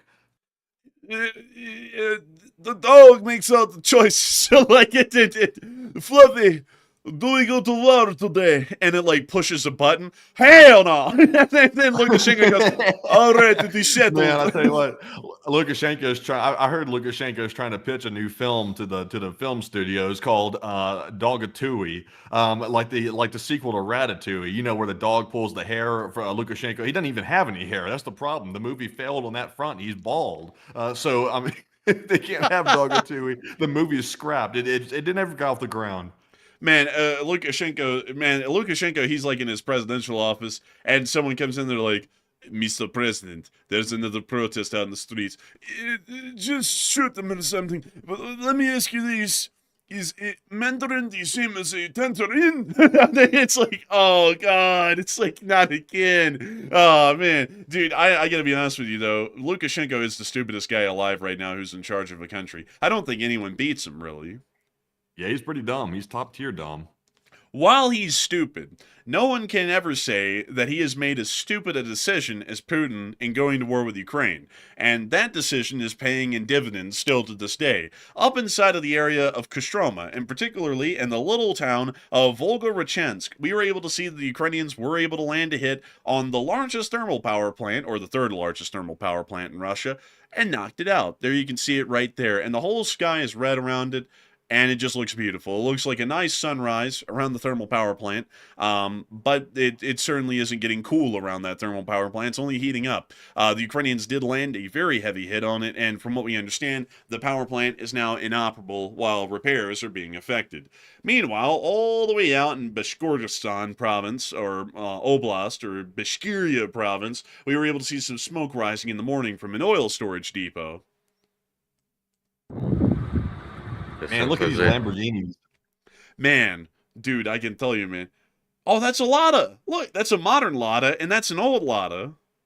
Honestly, I'm not gonna lie. I think the old Lada actually looks better than the modern Lada. That looks like the most generic economy car, that one on the right that I've ever seen. It's like they took the most generic idea in their heads and they said, "Let's make that." It's like, hell, the old one at least had some like style to it. Even if it did look like a communist hellhole car, it had some style. Man, we need to go pull up that clip for everyone here, man, of Putin reviewing that new Lada when that guy tried to open up the door, the car handle came right off the car. Yeah, I think I do remember that. Man, I wish we had that clip right now because honestly, that's what all modern Ladas are built like. You know what? Let me go pull up the picture of that. Lada car handle falls off. Let's see. Let me see. There's got to be a picture of it somewhere. Just Dang. $10 fix. That's not even a Lada. These cars aren't even Ladas they're showing pictures of. Man, let's see. Putin inspects Lada. They probably wiped it off the internet if they had it. Let's see. Wait, hang on. I think I saw it. It said, like, Putin inspects Lada. Car handle falls off. Oh, dude, did they, like, wipe this off there? Oh, there it is! There it is! Oh, my God! There it is, bro! He's got the door handle in his hand! Oh, he's holding the door handle. And also, why is he looking at it like that? Like, why is he confused? He's like, this is door handle came off my hand. This is not the Look at that look on that guy's face in the back. Gerasimov! Man, Gerasimov woke up for the first time in his life. That's the first time I've ever seen his eyes wide open. Oh, my God. Man, this he was classic. Like, holy shit. He was like, this is not good. Right, and then Putin's like, what the hell? Like, he's like, bro, what? Bro, that is literally, I'm not lying. I've seen literally every possible picture of Gerasimov over the years. That is the first time I've ever seen Gerasimov eyes wide open is when Putin yanked that door handle off that Lada. That's crazy. Dang, man. I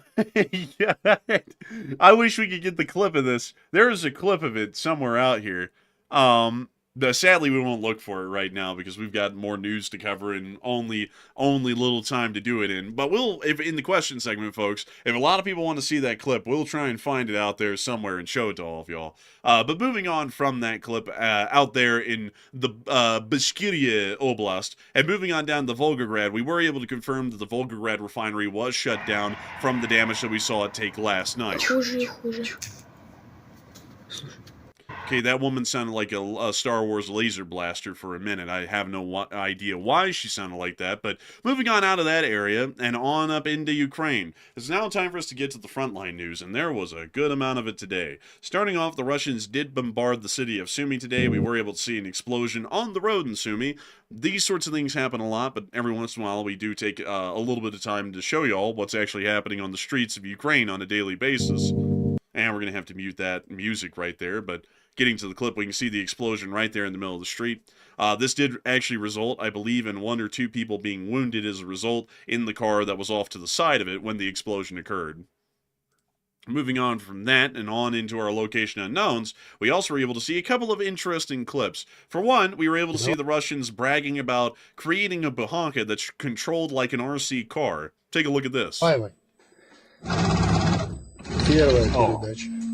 Good God. Wait a minute. Wait a minute. Are they not using the clutch? Like, why does it sound like it's grinding the gears up? It is grinding the gears up.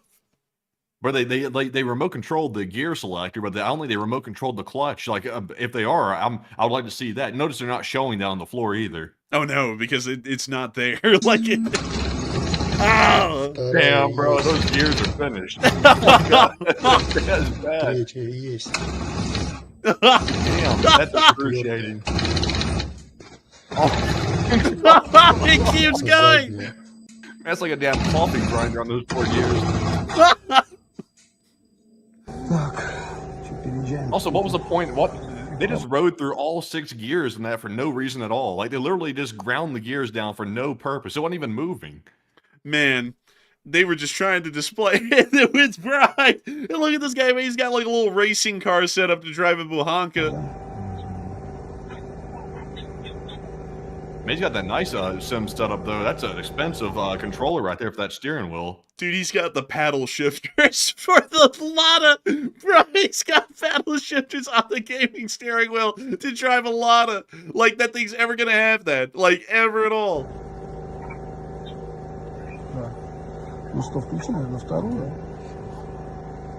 That's bad, Simon. You gotta tell him to shift into second.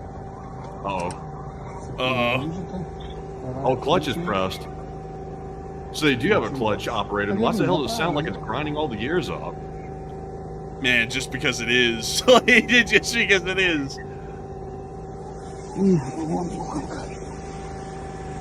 Did they, wait a minute, hold up. Did they take their shoes off to walk over to the simulator? Are you joking? Dude, of course they had to. It may be What the- war, but they're not monsters.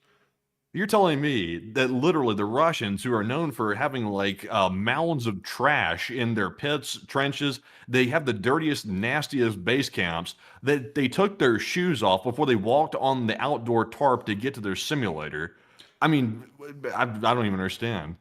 I mean, dude, look, they might be just absolutely filthy, but God forbid they get some mud on that tarp. I mean, like, you know, like, they got the priorities straight, man. Oh, here it comes, please.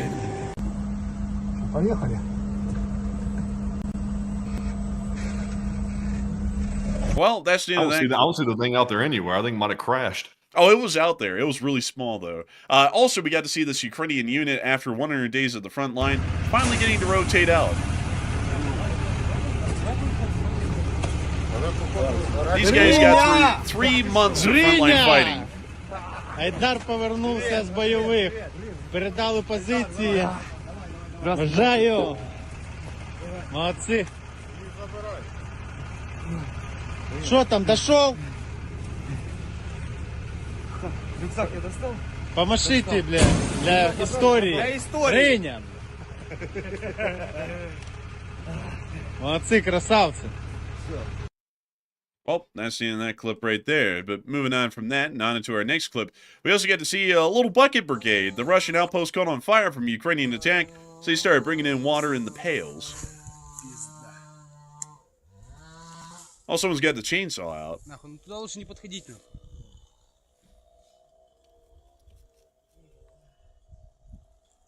All of smoky.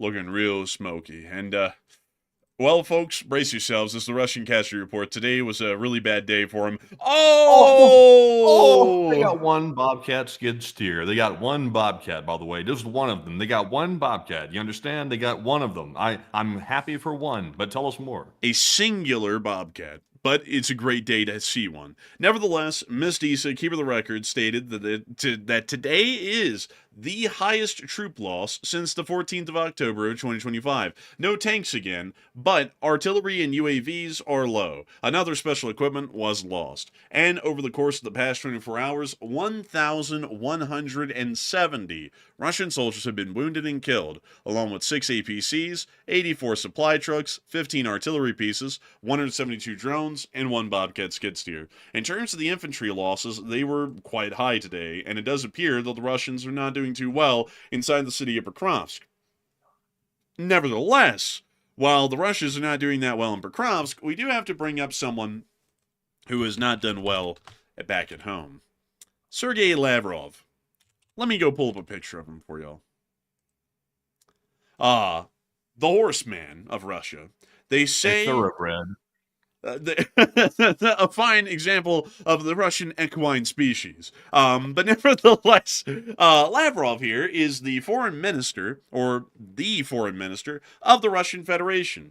He is the guy. He is the guy. He is Russia's equivalent of the Secretary of State. And so, we have started to hear that Lavrov is falling out of favor. He's falling out of favor for a myriad of reasons, but one of the reasons was because he wasn't really able to manage to negotiate a meeting between Putin and Trump. So apparently he's starting to fall out of favor, at least according to inside sources from the Kremlin, and a lot of people are wondering what is going to become of our favorite horse-faced man. And Matthew, what are people thinking about that, and what are you thinking about that as well? All right, so the rumors are really, really picking up that Lavrov has pissed off Putin tremendously. That's the rumors in the Kremlin right now, and he's apparently fallen out of favor really badly. So what happens now? And at 35% said Putin will likely get rid of Lavrov, if you know what I mean. 27% said Lavrov will be relieved of his position very soon, and 28% said Lavrov will remain, and he's fine. He'll be perfectly fine where he's at right now. So it appears that Lavrov is already having some type of action taken against him from a governmental standpoint. I had heard some rumors that maybe he's being put in sideline, basically. I don't think he appeared at the G20 situation. I don't think he appeared there. So that's also another bad sign. So I think Lavrov could be in some deep trouble, which is kind of surprising because Lavrov has been Putin's right-hand man for quite some time. And if Lavrov does get removed, or if he gets gotten rid of, basically, that will be a massive shakeup for the foreign ministry of Russia. That will be somewhat of a shocking shakeup, to say the least. That'll be as shocking as the last leader. I can't remember his name. It just slipped my mind right now. Who was the guy? Shoigu. It'll be like Shoigu getting removed. It'll be that major. So I'm going to say personally, I think Lavrov will probably be relieved soon, and there's no telling what's going to happen after that because, you know, Putin usually doesn't relieve people and leave it at that. Usually goes a little further than that. But Enforcer, what say you? I would generally have to say, I'll be honest with y'all, I think that he'll remain. I'll be with the 27%. I think that he's going to remain and he's going to be fine because while he may not be in favor right now, Lavrov has been there for an incredibly long time. Let me go show y'all here really quickly how long Sergei Lavrov has been the foreign minister of Russia. Although that didn't really do much for Sergei Shoigu. He'd been there for about 12 years and he was still removed. But let me see here. Let's see here. Ambassador, Minister of Foreign Affairs. He assumed the office of Minister of Foreign Affairs on the 9th of March of 2004, and he's been there ever since. So he's been the Foreign Minister of Russia for 21 years. He's been the Foreign Minister during the Russian invasion of Georgia, the Second Chechen War, the original invasion of Ukraine in 2014, the invasion of Ukraine in 2022, and everything else in between. So I highly doubt that he'd be removed now, because there were some failures in the past during his foreign ministry ship, or as we call it, his equestrian ship, and he has not been removed yet. So I would highly doubt that they're going to give him the sugar cube and put him out the pasture for this one. But we'll have to see. You know, like you know what they always say: the spring hay brings different results, and at least for Lavrov, considering that he lives off of a diet of hay, the spring hay may bring ricin with it, and he might be out. But anyways, moving on from that and on into Moscow, we also were able to hear that another major railway factory is going to be cutting staff. The Ural Vagonzavod, Russia's largest manufacturer of railway cars and the main supplier of tanks to the army, is launching a major wave of staff cuts. According to the publication, 10% of its workforce will be laid off by February of 2026. The company will also stop hiring new employees. For some divisions, the scales of layoffs will amount to up to 50% of their full-time staff.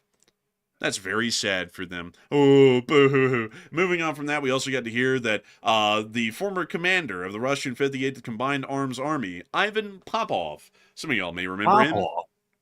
He's still around. I didn't know he was still around. I remember him a long time ago. I remember this fella right here when he was in the good graces. You know, honestly, Lavrov probably looks at this guy right here and thinks, oh, please not like him. Because this guy right here is kind of a model of what could happen to Lavrov. Man, he used to be the commander of the 58th Combined Arms Army, which was down in Zaporizhia. And then he got removed because he said some comments against the Russian government. But now he's going to be gone for good because he was sentenced today to 5 years of a penal colony for large-scale fraud and will be making nets for protection against Ukrainian drones while serving his term. And that was stated by TASS today and his lawyer. Lawyers in Russia are very helpful. They help to get you convicted. Moving on from that and into Vovchansk, we also got to see that the Russians today in the city tried to stage a little propaganda coup by waving a Russian flag over the center of the city. They were then immediately hit by a Ukrainian airstrike. Oh, look, there they go. They're getting ready to set up the flag.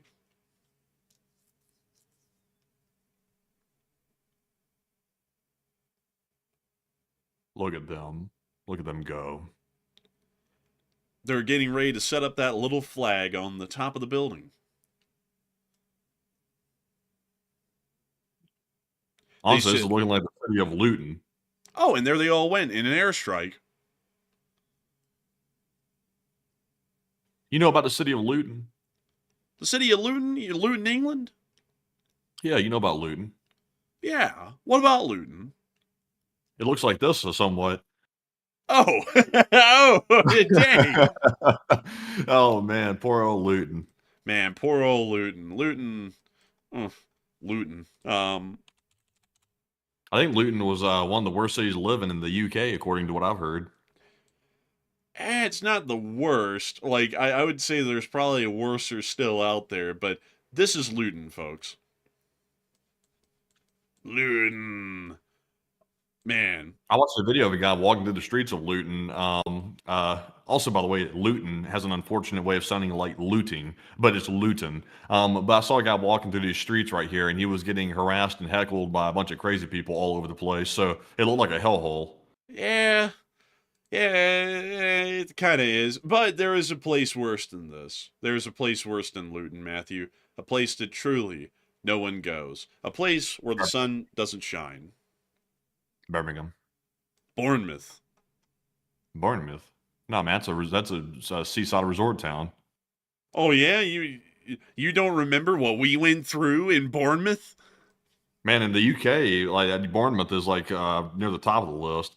Oh no, like no, man, like hell no, man. Bournemouth is bad. This is Bournemouth. This isn't bad for like a little bit of a coastal place here. Man, I remember going through Bournemouth, and Bournemouth was rough. But let's see. Man, I see a lot of people like, let's see.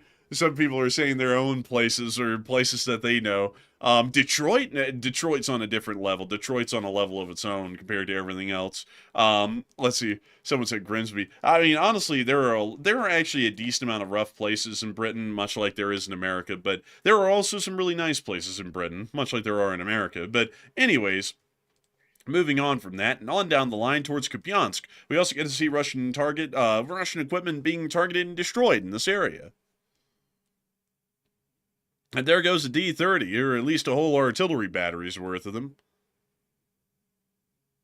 And I see a lot of people in the chat saying Grimsby is truly the worst place to live. Everybody's saying everywhere is the worst place to live, honestly. It looks like everybody's literally listing everywhere.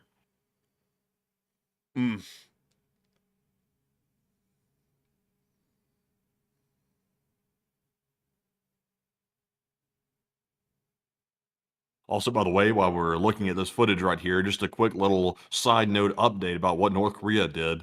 It was a ballistic missile that apparently fell outside of the economic zone of Japan with no damage. So it appears to be a routine test of a North Korean ballistic missile. So nothing too crazy, nothing too wild, just the usual Rocket Man activities. And we also see the Ukrainians destroying this Russian drone that was sitting on the ground here.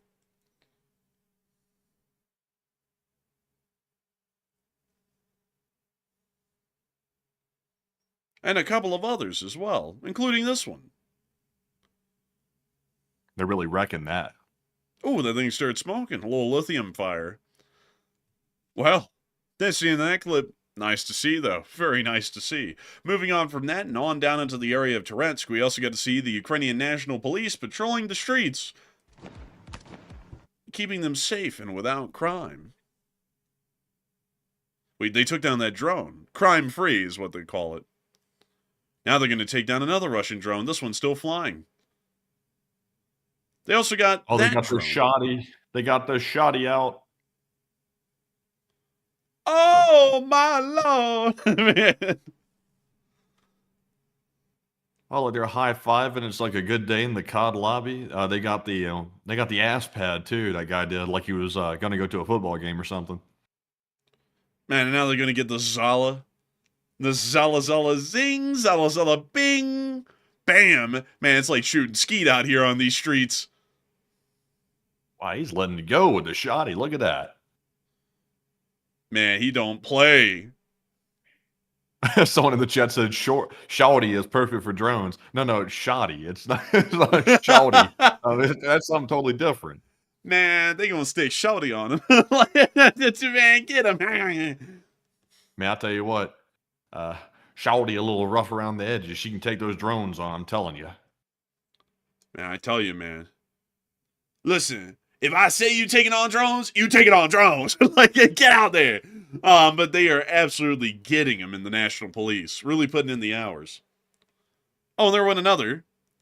And I was seeing the clip. Very impressive, though. The National Police are doing hard work. In the meantime, near Konstantinivka, we also got to see some Ukrainian volunteers evacuating some animals.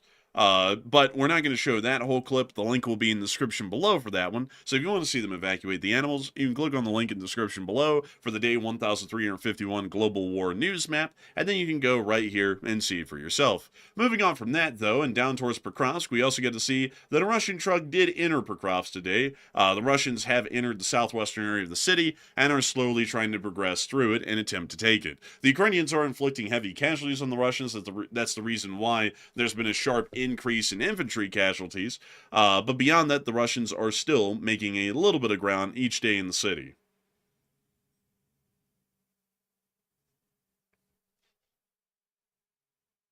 Looking like a hellscape still out here. Looking pretty grim. Man, honestly.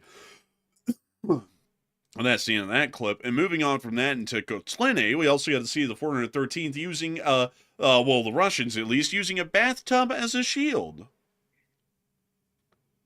And they're in Zeleny High. Take a look at that. Say hi to Zeleny for me. And the Russians, there they go off into the debris field. Say hello to Zeleny. Hello there. Good to see. I would like to say hello to Zeleny. And here comes this drone. Oh, is that a bathtub? Oh my goodness, it's a bathtub. Oh, look, they even have a graphic showing a bathtub. They said, look, it's a bathtub. They even gave them a type of bathtub. And the drone went right over it and right for the Russians. Like, so it didn't really work. Oh, there went the whole building. Well, I guess that proves, folks, that bathtubs aren't always the best form of protection. But moving further on down the line and into the area of the 413's next clips, they actually showed what happened to that Russian tank that looked like an afro. That one. Y'all remember that one? They're about to show y'all what happened to it. Oh, man. A few moments later. Up there near Pokrovsk. Oh, damn. Oh, and there it is. They said Wonder Waffle on it. They said, man, they're going in with the low blows, too. And it's finished, folks. It's done for. It found the only puddle of water in the entire 100-mile vicinity and got stuck in it. Man, a Russian tank's biggest natural predator is a small puddle of water. That's an ender for any Russian tank. And moving on out of that clip and even further on down. Oh, by the way, got to give you a little bit of update. Magyar's Birds was responsible for that nuclear explosion in Donetsk last night, and it turns out that it was a Shahed drone storage. So here's the clip again, just to remind y'all what the clip was. But this was a Shahed drone ammunition depot that was blown up overnight.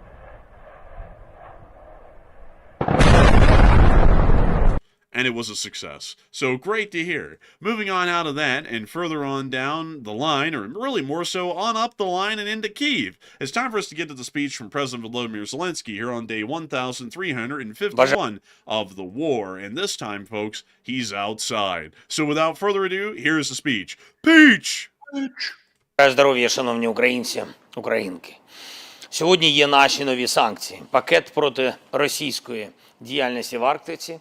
Це для Росії дуже прибуткова справа. Значну частину ресурсів, які ворог продає щорічно, а вони видобувають саме на тих землях, у тих акваторіях, які знаходяться в Арктиці. Йдеться про десятки мільярдів доларів щорічно. Ми працюємо з партнерами, щоб так само, як по танкерному флоту, так само, як по російським нафтовим компаніям, щоб партнери працювали і проти усього того обсягу ресурсів, які росіяни продають з Арктики. Це справедливо. Будь-який спосіб обмежити російські доходи – це ефективна протидія війні. Також ми синхронізували 19-й пакет санкцій Євросоюзу, як я і обіцяв, в нашій юрисдикції важливо, щоб так само це зробили і інші країни Європи, які поза межами ЄС, зокрема Норвегія, Швейцарія, Британія. Партнери нас чують, беруть наші пропозиції. Загалом у нас дуже непогана координація в санкційній роботі, тож будемо і надалі розширювати тиск на Росію за цю війну.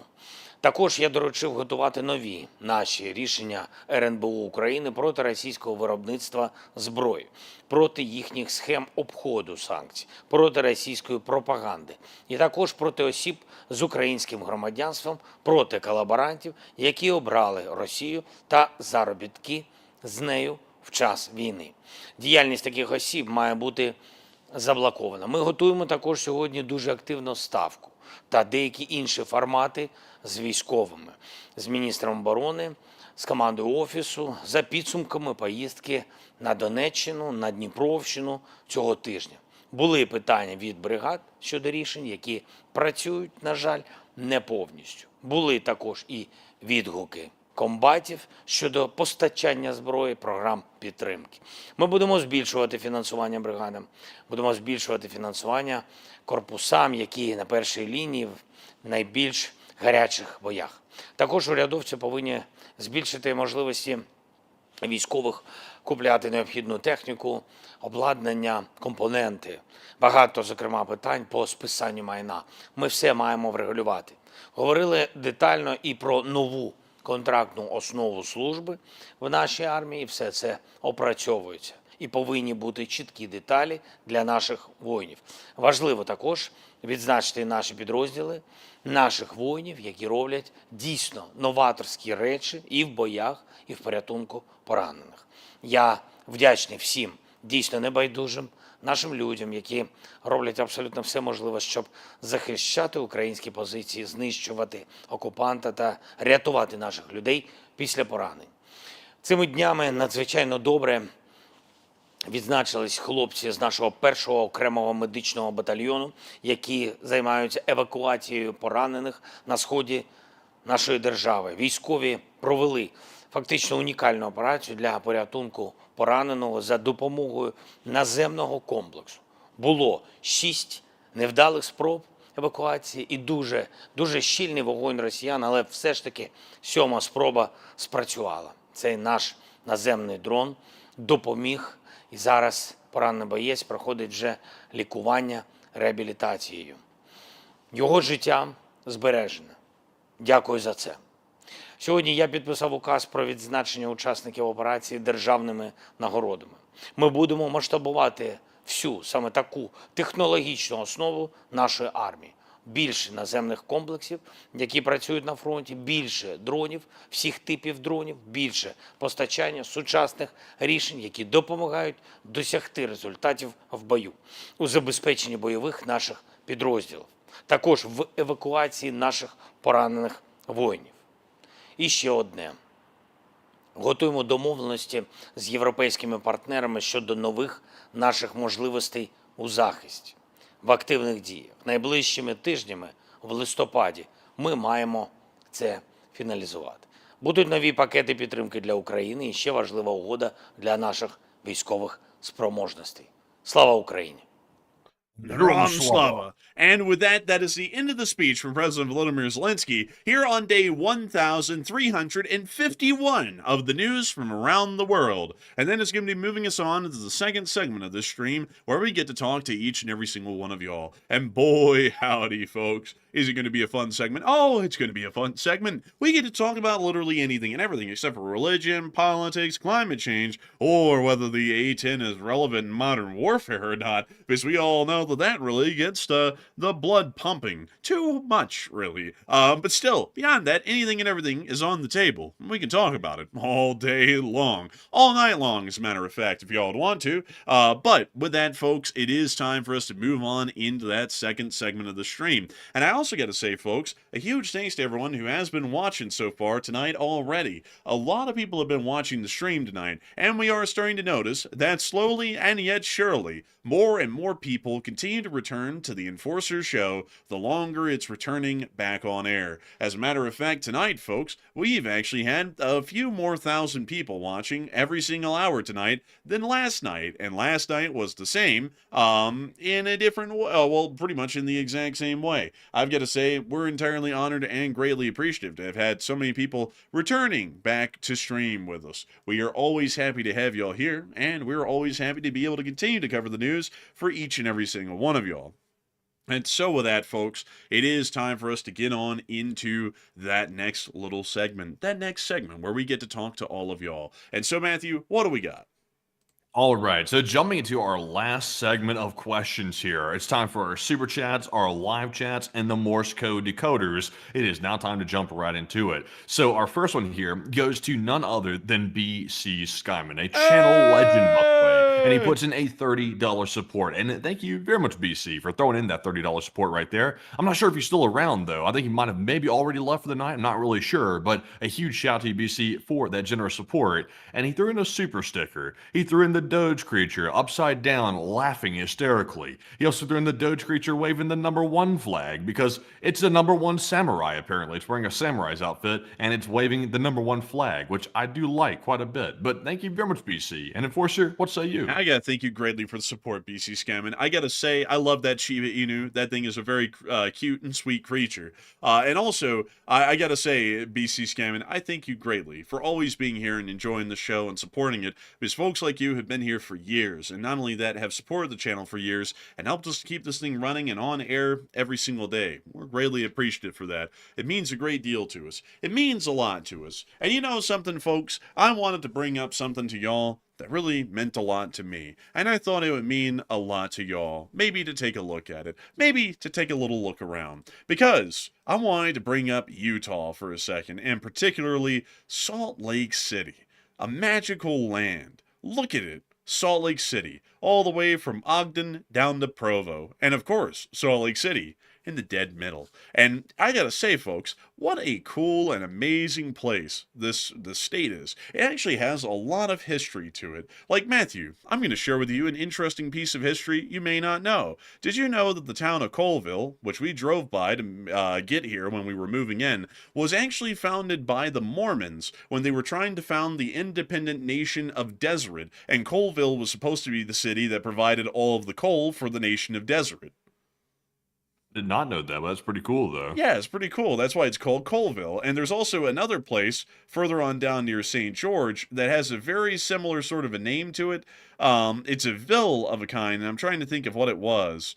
Let's see. Rockville. Yeah, Rockville, which was supposed to be something of a quarry city. It was supposed to provide, like, the bricks, masonry, and rocks, or any stonework or masonry for the whole of the nation of Deseret. And there's a lot of cool towns like that, actually, throughout the area. St. George, interestingly enough, is also one of those, and it is actually called Utah-Dixie, because this area was supposed to be turned into cotton fields in the future, and was supposed to supply the independent nation of Deseret with all of its cotton, which that never came into being, because when that all was about to happen, this cool thing happened up here in the northern part of Utah at this place, Promontory, right near to this spot, exactly right here. And the golden spike was driven in the Transcontinental Railroad, and so it didn't really make any sense for the Mormons to attempt to create self-sufficient resource colonies, because now everything could literally be railroaded in. So then that whole idea came apart, and that's also why all of those towns, except for St. George, are incredibly small in size, is because there was really no point in even having them anymore. But still, I got a more interesting fact for you than even that. Did you know that right on the other side of the western mountains of Salt Lake City is a Dugway Proving Ground, which is one of the most highly classified top secret biological and chemical weapons facilities operated by the United States Army in the world, and it's right there at Dugway. They test a whole bunch of different stuff like biological weapons and chemical, like I mentioned. They also, I think they host Air Force flight tests from time to time. And also, I think they're also used as a special forces training site as well. But they've done everything. Like, for example, back in 1940s, I can't remember the exact year, but back in the 1940s, they even built like a German village in a Japanese village, and they used it to practice firebombing of those The bat places out here at bombs. Dugway. Say what? The bat bombs. Yeah, they actually practice that out here at Dugway. So a lot of people really don't know about it, but they do open air testing out there as well from time to time. Obviously, most of it's secret; they don't tell everybody about it. But it happens out there from time to time. It's contained though. They say it's contained, but they've tested all the nastiest stuff from VX to all your worst toxins possible. It's tested out there right over the hills. It's a magical place, really. Truly incredible. Go out there, everyone, and have a breath of fresh air. I'm sure it wouldn't make you grow a third arm or anything. I'm pretty sure. Well, you know what's fascinating is they actually had an incident out there one time, even though, it's allegedly contained and it's supposed to be well regulated and controlled and stuff like that. Back in the 1960s, they actually had an incident where somehow some chemical got loose and actually killed some sheep out in Skull Valley, about 30 miles from the testing site. I'm not sure what chemical it was that took the sheep out. I think it might have been maybe VX or something, but it took the sheep out, or at least some of them.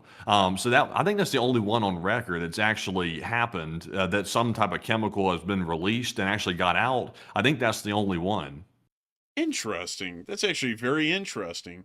And also, by the way, I saw someone in the chat say a golden spike is completely worthless because it's too soft and it can't hold anything. That's true. That's why the real golden spike is here at Stanford University. That's the real one that they actually tamped into the ground at the Golden Spike ceremony back in 1869. Because they knew that too back then. I mean, that like gold is incredibly soft and really malleable, so it wouldn't make sense to have as a railroad spike. And also on top of that, junkies existed back then too, and some junkie was going to come by and strip that thing straight out of the tracks if they left it there since it's made of gold. So what they did is at the ceremony, they tamped it into the ground really, really lightly. This is actually a cool part of the story. I think this is one of the coolest things ever because it was the first event that was ever broadcast live in America. They actually wrapped around it a telegraph wire and tied it to the spike and then put it into a fish plate, if I remember correctly, and then took a sledgehammer and then lightly tapped it into the fish plate. That allowed for the telegraph wire that was connected to it to be able to hear the concussive hits of the hammer, and it actually broadcast that sound nationwide to every single telegraph office that was on at the time, which allowed for the whole country, or at least the telegraph operators, to hear the exact moment that the golden spike was driven. So it was actually the first event in the nation that was broadcast live, technically, which is a really cool event. Like, that's really neat to think that it also made that sort of history at the same time that it made history of connecting the whole continent together from end to end.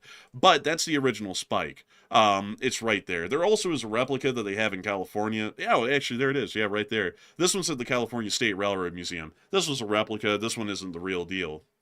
And here's also a painting of what that event looked like. They also have a real picture of it, a still picture that they took of everyone there at the event. It's this one right here. This one's the famous one that everyone would have seen. And they were holding up bottles and stuff. This is the Central Pacific over here on the left. And this is the men and the company of the Union Pacific over here on the right. I think the presidents of the two railroads are right there in the center. But still, it was a really interesting sort of an event. And that was a huge part of Utah railroading history because it happened just north of here in Salt Lake City. But it really, like, also, oh, look at this! Actually, this is pretty cool. This is an original picture of the Central Pacific's Jupiter bringing the company on a company train on up there to the Promontory Summit to drive the spike. And that's actually what it looked like back in the day. Totally different, by the way, than what it looks like now because of all the Russian thistles and everything else that's happened, including all of the mass irrigation that's happened here in Salt Lake. This area doesn't really look like this anymore. Even like the rocks are there and the general topography is there, but the actual ground cover that's there is completely different nowadays than it used to be. And also here's another picture that was taken at the ceremony, once again of the Central Pacific's Jupiter. But still, A really cool event. I gotta be honest with y'all, folks. These sorts of events are really cool to me. It's just really neat because it happened not far from here. And this was not only national history, this was world history. This was the first time anyone in the world had connected a continent across with a railroad. This was actually what inspired the Russians later on to build the their own transcontinental railway, which is called the Trans-Siberian Railway, which goes all the way from Vladivostok and all the way to Moscow and St. Petersburg. So this thing inspired nations afterwards to try and follow in our footsteps, which is a really crazy sort of a thing to think about. And also another thing, let me see here, another interesting thing is that they actually have a national park right here. You can actually see this here. And every once in a while, they will stage reenactments of the Golden Spike ceremony. And they actually have full-scale replicas of the Central Pacific's Jupiter and Union Pacific 119 that they'll pull out for the occasion. And they work. Like, they actually are running functional steam engines. So that's a really cool side fact. And also, I want to go up there and see one of those happen these days because that would be cool. I've never seen a replica Rogers American style steam engine run in my life. So that would be really cool to see in person. That would be pretty interesting to see, I must admit. Yeah, also these things were, how much do you think it cost, Matthew, to build one of these? This cartoonish looking thing. Oh, are we talking about an old money or new money? New money. How much do you think it cost the National Park Service to build these? Probably somewhere in the neighborhood of $1 million. $750,000 each. Oh, so I was somewhat close to it. Just about $250,000 off. Yeah, actually wildly cheap when you think about it, because you would usually Wildly think cheap. yeah, I mean, think about it, man. They had to completely build these things from scratch. I mean, scratch building anything when it's not being factory produced, that is really expensive. So $750,000 for two totally unique engines. I mean, that's wildly cheap when you think about it. It is, I guess you could call that cheap. I mean, that seems pretty expensive to me. Now, let me tell you a different fun fact here. You want to hear a different fun fact since we're on the topic of Dugway a minute ago, and people seem to be very fascinated by that. It looks like a lot of our viewers actually heard about it before, which isn't shocking because our viewers are much more in the know than everybody else for the most part on things like that. But did you know that back in, I think it was like, it's hard to keep the year straight, but it was like in 1990s or early 2000s, one or the other. There was actually an experiment that was conducted right in the middle of Salt Lake City itself, called Urban 2000. It wasn't conducted by the scientists at Dugway. It was actually conducted by a different laboratory from a different state, but they came to Salt Lake City to do it. And it was a tracer study. They were trying to study how chemicals disperse in urban environments, and they chose Salt Lake City as the environment to test it in. So it was allegedly mundane chemicals. It was things that were generally inert. That's what they said, at least. Hopefully it was true. But they dispersed it there, and they studied on the ground. They had people stationed around that generally saw how the particles and the chemicals dispersed around the buildings, the city blocks, and things like that. And we never got to hear the result of what that was, but they apparently got some good data off of it. That's really interesting. They actually did something similar in Britain, as a matter of fact, but it actually involved some people getting poisoned, unfortunately, and it was more of an accident, but then they turned it into an experiment immediately as soon as it happened, because they were like, well, since the poison's already out there, pretty much, we might as well figure out how it works and how it spreads. But that Sulfur hexafluoride, that was it. That was the chemical I was thinking of. That allegedly, because I'm saying allegedly here because I'm trying to remember these facts and also do some quick research.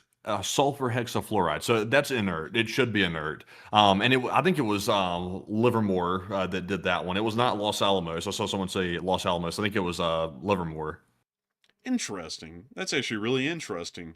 And it had sulfur in it. Well, yeah, sulfur hexafluoride. Wouldn't that smell? That's what he say. So I don't think that has a smell to it. I don't think it's not like raw sulfur. It's like a sulfur composite or something. Huh, that's interesting. And also, I just saw a question from Quantum Fighter. He said, how do you get a train onto the track in the first place? Do you just build it on the tracks? Yeah, you actually do. Like, that's actually a really good question. Let me go show you a steam locomotive factory. And I'll actually show it, because it's so cool to know how they used to build these. They used to build steam engines in mass-produced factories. And they would build them on this is actually a British engine factory. This Actually looks like ones they're building for the Great Western, which ran from London to Wales and around that area. But let me see here if I can show you an American one, where they would build those. Let's see here. Trying to find a good picture of an American railroad factory, because most of these are oddly British. So I guess I'm going to have to pull up something like Lima. Like maybe the Lima locomotive factory will get us a good example. Yeah, there you go. So you can see here, they actually just build them kind of on the tracks to a sense, but the thing is that you don't have to necessarily build them on the tracks because the track gauge is 4 feet 8.5 inches. That is what's called standard gauge, and that's what most nations around the world, except for the Russians and a couple of other countries, generally use for their railroads. So all you have to do is build the wheelbase by design to be smaller, or the flanges on the wheels to be less than 4 feet 8.5 inches, or very close to that tolerance, and you can really build it however you want. But most of them will build them on the rails, especially once you start to get the final fitting, especially of adding the boiler and more of the heavier components, because then at that point, usually the engine's getting so heavy that it becomes fairly expensive to try and pick it up and move it with a crane. Although they can be moved with a crane, and it's insane to watch them. Let me see if I can find you an example of a larger engine being moved with a crane. Steam engine on crane. Let me see if I can find that. Let's see. Dang, the steam engine lifted. Let me see if I'll lift it up. Dang, they don't really have any good examples or pictures of that, but there are pictures that you can find. Oh, here we are. Canadian Pacific 2816. This is with a modern crane, though, so it doesn't look as impressive because, you know, modern cranes are designed for these sorts of weights. But you can just lift these things straight up. They are insanely heavy, though, so you have to have some of the most heavy-duty indoor or industrial cranes to be able to pick these things up and lift them. But you can. It's just that it gets really difficult. Most people don't want to put out the money to have one of these giant industrial cranes in every part of the factory. So once they get heavy enough, they're pretty much built on the rail that leads out of the factory from that point on. So I hope that does address that well. But all that sort of side stuff, like the side note stuff about big topics, I always find that to be the most interesting, folks. I don't know about y'all, like the stuff about the tracers used here in Salt Lake, or how they move a locomotive when they're building it, or how they even build them. That kind of stuff is wildly interesting to me. So I hope that does address all that well, and I hope you'll find both of those topics really interesting. And with that, folks, it's time for us to move on into the next one. All right, and our next one here goes to Marion Deemert, who puts in a $30 support. And thank you very much, Marion, for also being a channel legend and supporting the channel again. And Marion said, for snow gear. And thank you so much for the support for snow gear. We're going to need it. At least from what I'm hearing from folks, we're definitely going to be needing it. And I've got to say a huge thanks to you so much for appreciating our need for snow gear and helping to support the fund so that way we can be able to get some, like a snow shovel and maybe some warmer clothes. So a huge thanks to you so much once again. I hope that does address that incredibly well. And with that, we're on to the next one. And we also have a 20 from Gerald Everett, and he put in a 20. And thank you very much, Gerald, for that support. He said, get a HEPA filter and a humidifier, or 2 or 3. You have a big copper mine out there, and dry weather too. And honestly, Gerald, I was going to do that. I was actually planning on getting one of those filters, like house filter things or whatever, to filter the air, because it seems like that might be necessary out here. And I'm going to probably go ahead and get one. I hate to spend the money on it, honestly, because I hate to spend money on stuff mundane like filters, but you know, sometimes you got to do it. So I'll probably pick one of those up, to be honest. It's good advice. But Enforcer, what say you? And it does sound like really good advice. I'm probably going to have to try and get some myself, because it is taking a little bit of acclimating to get used to the altitude out here, and also the dryness, which is new as well. But a huge thanks to you so much once again for support and helping this channel to keep running, because if it wasn't for folks like you, we wouldn't be able to make this channel possible, and we wouldn't be able to keep it rolling. And so with that, it is time for us to move on into the next one. And our next one goes to Philip Lanebull, who puts in a 20. And thank you very much, Philip, for that support as well. Very generous of you. And Philip said, 50-degree Fahrenheit in Seattle, and how is Salt Lake City? Salt Lake City is actually a little bit warmer than that. Not by a lot. It's about like I think 7 or 10 degrees. But it is a little bit warmer. I gotta say though, Seattle's got the humidity going for it, which I think makes it a lot colder feeling because in Alabama it really made it a lot colder feeling. Here it's drier, so it doesn't feel as cold. But I do thank you incredibly for the support and helping this channel to keep running. And I hope that does answer well how the weather is out here in Salt Lake City as compared to Seattle, Washington. And a huge thanks to you so much once again for supporting the channel and helping us to keep this thing running. Because if it wasn't for folks like you, we wouldn't be able to make this thing possible, and we wouldn't be able to talk about how nice the weather is here in Salt Lake City. So a huge thanks to you so much once again, and we are on to the next one. And we also have, also by the way, Impuffer said, you guys think about skiing or snowboarding? I'm going to try, like one of these days, we're going to try. Now, obviously, we don't have a whole bunch of time to do that because we're occupied working and things like that. But I do want to try skiing and doing that one of these days. I think that'll be pretty fun. But moving into our next super chat here, this one goes to John Chase. And John puts in a 20. And thank you very much, John, for that support as well. He said, I am learning so much, and I feel so confident with what I'm learning from you guys. Thank you and stay safe. I'm learning so much. And thank you and stay safe. Hey, and thank you so much for the support, and we're happy to hear that you're learning a lot. We don't know everything on the planet, but we like to think that we know a little bit or a thing or two about some stuff, like this stuff that we talk about every night. And I hope that it's very helpful and informative. And I gotta thank you so much for the kind words and the support, because you're helping us to stay on air and continue to give out a little bit of information and tidbits and facts and stuff here and there. And I gotta thank you because we greatly appreciate folks like you who support this channel and help us to keep doing what we've always been doing here for years now. So a huge thanks to you so much once again.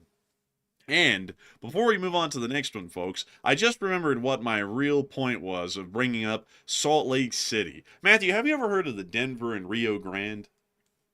I have. Oh, you have? Where'd you hear that from? I heard it from the grapevine. Oh, I heard it from the grapevine, the Denver and Rio Grande. This is a cool railroad because they had, well, they don't have a good example of the paint job. Hold up, let me go get it. They had this paint job. Oh. What do you think? I mean, it looks like a paint job. Man, it looks pretty good, honestly. I like it. I think the Denver and Rio Grande's paint job was sick. I loved it. And also, folks, one thing that was really cool about the Denver and Rio Grande is that they owned Salt Lake City for a good while. They pretty much were like the only railroad that ran here, except for the Union Pacific. And so they pretty much were the railroad of Salt Lake City. And they also had the famous Soldier Summit, which is down here on Highway 6, also known as Grand Army of the Republic Highway, which is a name that goes absolutely hard for a highway. I think that's the best name I've ever seen a highway called.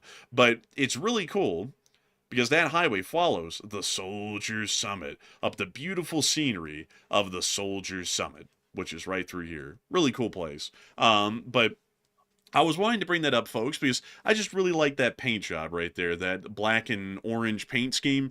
I think that is probably one of the best looking out there. And also that text font right there, that is still sticks around to this day. Like, people use that and they don't even know that it's the Rio Grande text font. So with that, I hope that does add that 2-bit in, because I just wanted to share that with all of y'all, because I think the Rio Grande is really cool. And here's a picture of the Rio Grande Zephyr in Colorado. Wow, isn't that neat? Wow! But anyways, with that, enough of the unbridled enthusiasm. It's time for us to move on to the next one. All right, and our next one goes to Grand Moff Putin, who puts in a 20 once again tonight. And thank you very much, Grand Putin. They said, with Russia being so belligerent and constantly threatening war, would it not be prudent to move more NATO troops to Poland? And if they plan to attack, they are going to, and increase deterrence? I would agree. I would say yes. I think that would be a prudent and wise measure to make, because if they want to threaten war, we just have to take that at face value. Even if they are masters of bumping their gums, we have to show them that we mean business. And if they seriously meant those threats, which they probably don't, at least for now. We are still going to take them seriously, and they'll live to regret them. That's what I think we should do, so I definitely agree with you. I think that we need to send more forces towards the eastern frontier to stand them down and to give a proper conventional deterrent at best. So a huge thanks to you so much once again for the support and helping this channel to keep running. And with that, we are on to the next one. And we also have a 20 from Lego Joe. And thank you very much, Lego Joe, for that 20 once again tonight. He said, greetings to the Forcers. And I'm sorry I missed asking about my question last night. In the first video last night showing training looked like it was by the Tunkinsky National Park in Siberia. And thanks for keeping us informed. And I thank you so much for the support and sharing that with us. I would highly doubt that any of our U.S. Armed Forces training is being conducted in Siberia, just for the fact that would be in Russia. And Russia probably wouldn't allow us to train inside of Siberia. But I do thank you for the support. And I would have to say that that is a very interesting thing to hear, that it sounded very similar, or looked very similar to that. If it did, then it might have been in Alaska, maybe. Or it could have been somewhere else, somewhere down here in the lower 48, possibly. But still, a huge thanks to you so much once again for support. I hope that does address that well. And, of course, your support is helping this channel to keep on running. And so with that, we are on to the next one. And we have a 20 from KG, and thank you very much, KG, for that 20. He said, an A-10 with a CIWS pods under the wing and anti-air radar targeting pods. Let's go. Oh man, a Sea Whiz on an A-10, now that would be something. Probably laying it down a lot. It would be quite heavy, but still that would be interesting, and hopefully the collateral wouldn't be too bad. But still, a huge thanks to you so much once again for support and helping this channel to keep on running, and that is an interesting idea, I'd say. And so with that, we are on to the next one.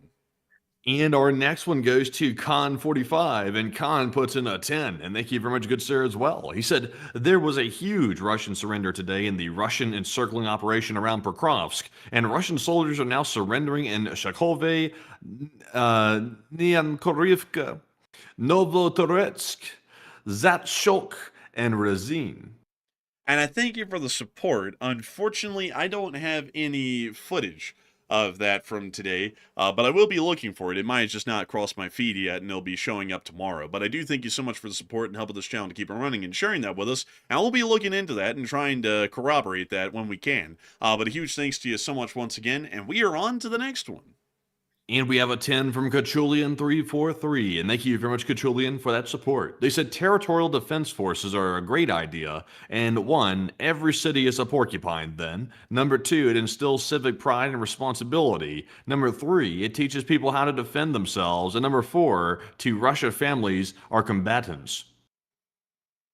And I would suppose so, but I would say the territorial defense forces have a lot of practical value to them, definitely for those reasons. And so a humongous thanks to you so much once again for support and helping this channel to keep on running. And I hope that does address that quite well, at least the best we can. And with that, we are on to the next one. And we have a 10 from the War Thunderer, who said, I'm sorry to disturb the trains, but based off of what has happened recently, do you guys think that Ukraine could bankrupt Russia into capitulating before any nuclear threats no longer become threats? I would say yes. I would say that there's a possibility that the Ukrainians can bankrupt the Russians without it turning into a nuclear war. It is possible. The Russians can turn it into a nuclear war at any minute, however, but as long as the Russians are hesitant, the Ukrainians can just bankrupt them and force them to end the war due to bankruptcy without it turning into a full-blown nuclear conflict or Russia conducting a nuclear attack on Ukraine. So I would say that that's definitely a likelihood and a possibility. So a big thanks to you so much once again for the support and helping this channel to keep running. And I hope that does address that incredibly well. And with that, we are on to the next one. And we have a 5 from Robert Krogan, and Robert said, good evening to everyone. Oh, and good evening to ya. I hope you're doing well, and I hope everyone is doing well here in the Lee Spring Army tonight. Is everyone doing well? I hope y'all are doing well, and we are, of course, always doing well here on the channel. So a huge thanks to you so much once again. I hope that does address that incredibly well, because it is folks like you who help to keep this channel running and make this thing possible. So humongous thanks to you so much once again, and we are on to the next one. And our next one here goes to Canadian Juicebox, who puts in a 5. And thank you very much, Canadian Juicebox, for that support all the way from Canada. And they said, hi, Dad and Uncle. I'm not your father. But they said, I hope the new HQ is well. And are we looking at a multi-front confrontation or war with Russia and China in both Europe and South America, and LLT, LSA? And a big thanks to you. And Salt Lake City is a very nice place. I personally haven't been able to drive around much myself, but I did drive around today to pick up some food, and I got to see those mountains off in the distance, and I went, wow, those mountains are beautiful. Truly magnificent. Magnifique, as they call them. I thought it was incredible, really. And I was like, wow, look at them. I believe that there's a road right here.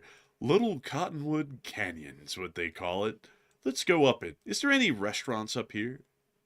Any restaurants at all? No? Well, What restaurants up in the ski areas? yeah. Yeah, there's a restaurant up there. I think it's in Brighton. It's in Brighton. Isn't that Brighton on the beach? What the hell's going on around here? Let's see here. There's a parking lot that I pulled into. I think it's right here. Zoom in. There's a cafe right there. Cafe? On the right. Brighton Yeah, Store there you go. Cafe. Right there. Look at that. Oh, a little store and a cafe. I pulled into this parking lot, but I didn't go inside the first time I came out here. I just literally pulled into the parking lot and I sat there trying to comprehend what I was looking at. Crispy, crunchy chicken. Honestly, it looks like gas station chicken, but it looks bussin'. Let's see here. Soft serve ice cream. Regular $2. I didn't know they had all this stuff in here. I would have gone in last time if I'd known they had all this. Man, it's kind of like a nice setup here. Let's see here. Huh, interesting. It's very interesting. Oh, look at that. Oh, they have that looks good. They have a bread item. They have a bread item. I don't know what that is, actually. I don't know what it is either, honestly. Well, I People are guess having a good time up here. I guess we'll just leave that as a mystery then. But You know, they closed that road right there, that gap. You can't get to Park City from this road in the winter. They've closed it already until next year. oh, this one? Yeah, I think it's closed. You can't go on it. Huh. Isn't this the one where you went and looked at the mountains right here? Yeah, I drove through Guardsman's Pass to get down to Brighton and Solitude last time I was driving through, but that was during the summer, like a couple of months ago, so it was open then, but it was closed. It's closed now. Well, ain't that just ridiculous? I didn't even get to drive it. I just completely missed out on that. But let's see. I wanna find, Matthew, I wanna find some dives and restaurants and places to try out here in the future. And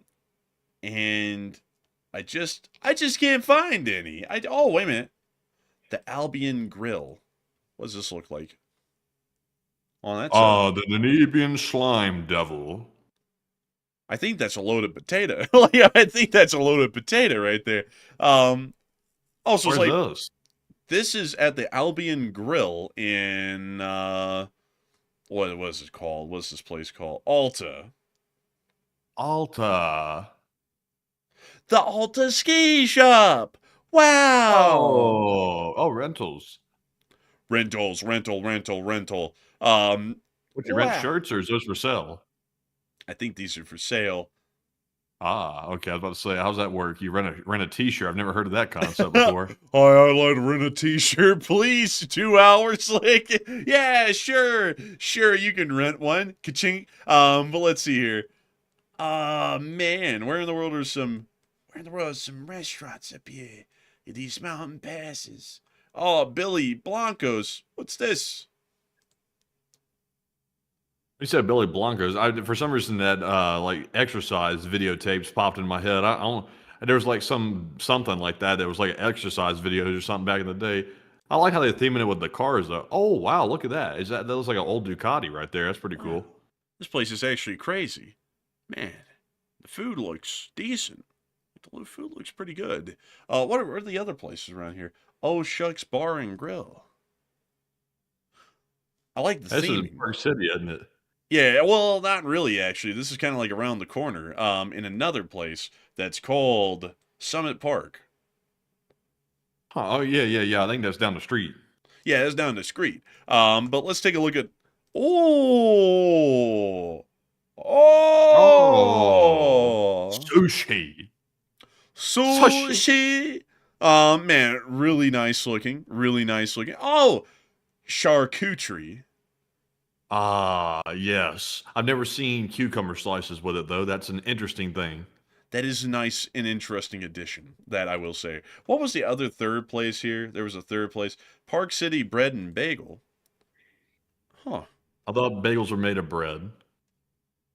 We don't talk about that here, Matthew. It's kind of like mortar and pestle, or they say leaf and fig. You know, when a store says something and something, those prices are about to be lovely. That's like, let's see, Sickle and hammer. concrete and asphalt. Like it's almost like that. What is the Loco Lizard? Crazy ass lizard. Man, the freaky ass lizard, man. Man. Oh, man, it looks good though. Oh man, they got that green sauce, dude. That stuff is great. They got those chips that look bleached. You know they're good. Oh, bro, perfect chips. Hearth and Hill. Oh man, I know that. Here we are.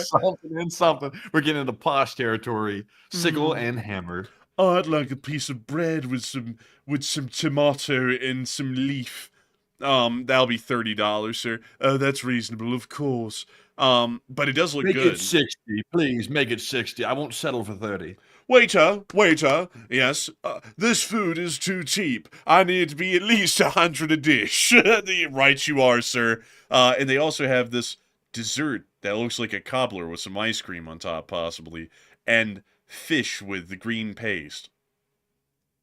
This isn't, no offense to this place, but this isn't my type of food.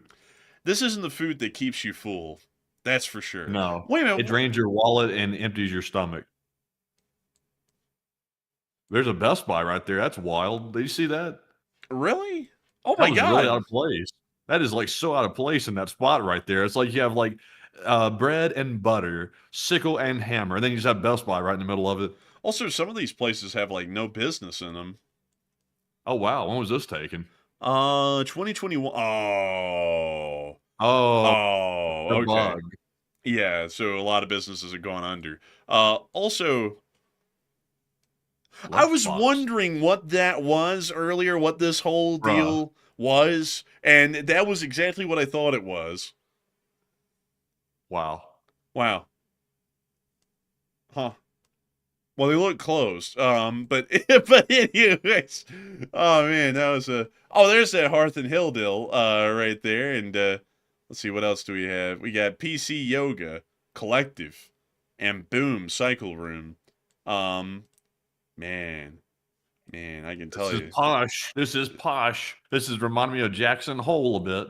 It really is. Honestly, that's what I was thinking. I was like, man, this is like Parks. This is like that place in Wyoming that you just brought up right there, that I completely forgot the name of all of a sudden. But this is not far from the infamous Park City, which is right down here. So pretty much in that same area.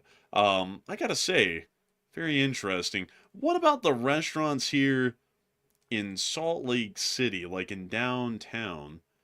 Anything interesting to hear? Let's see. From scratch or Spitz?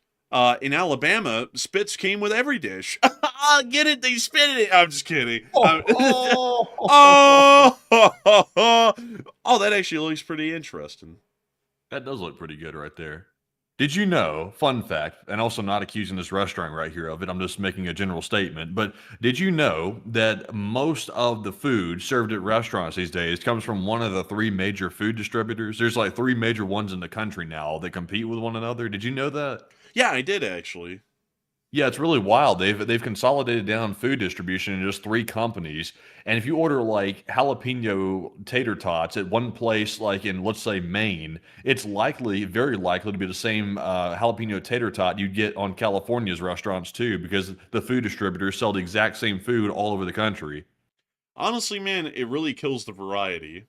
Hell yeah, it kills the variety. And also, it makes it really cheap for restaurants not to make stuff from scratch. So naturally, they're going to go for the cheaper option from the food distributor than actually making it themselves. You know, it's like that in every industry these days. Is really crazy, you know, because you would sit there and think that there's a load of variety, but the reality is that there really isn't because, you know, 8 different companies are all controlled by a singular larger one, and so they all end up kind of streamlining and sharing a lot of stuff together, which really kills the uniqueness and variety that once used to exist and permeate the streets of the United States. Now everything is just the same. But what's this right here? Squatters Pub Brewery? Now, what could this be right here? Oh, they got the drinks. You see, folks, there is alcohol here in Salt Lake City, and steaks on ciabattas. That's actually an interesting combination. That looks good. It looks like it could be like expensive, but it looks good. Utah beer? That looks like that looks clear, like water almost. Maybe that's why they call it Utah beer because it doesn't have any like real beer in it. It's just like apple juice or something. Maybe, yeah, maybe that's it. And then they got oatmeal stout and Auber ale, and then Hefbon. Hefbon. Hefbon, like Hefbon, boy. Give me a pint of that Hefbon. Man, look at they bring out a sampler. That's what this is. So you can Give me some of that Pissner. man, I need to get pissed. Give me some of that pissing. Like, man, I need to get some of it. Dang. Very interesting though. Very interesting. Oh, look at that. Nachos, loaded nachos. Man, that's some nachos. Man, you just turned into that other dude from that other channel. Whoa, I mean, call him a nachos with side of jalapenos, but he's really adding the queso. Whoa, I mean, call them nachos because this is nacho cheese. Whoa. Or you could turn into another YouTuber. But we won't do too many of them because usually our impersonations are too close, and then some people get offended because they can't take a joke, and then they get as brigaded. It's not fun. But oh, look at this gelato. Oh, that looks good. Oh, man, those are some small cups of it too. You get a little smackling of it or something. Is that all you get? Then that is all you get, apparently. How much? How much is this? $$. That means moderate. Let's see here. Let's look at is there a price menu anywhere? A small is $3.71. That's not too bad, I guess. Not too bad, yeah. A large is $5.56. And I'm guessing that the red ones, or the pink ones really more so, are the larges, and the yellows are the smalls. So it doesn't really look like anyone goes for the smalls. It looks like everyone's buying the larges, at least in the pictures. Honestly, that size is probably appropriate anyway. I mean, we need to get away from that southern massive portions. This is probably a reasonable portion here. Make sure to supersize that thing. Like, it was supersize that thing.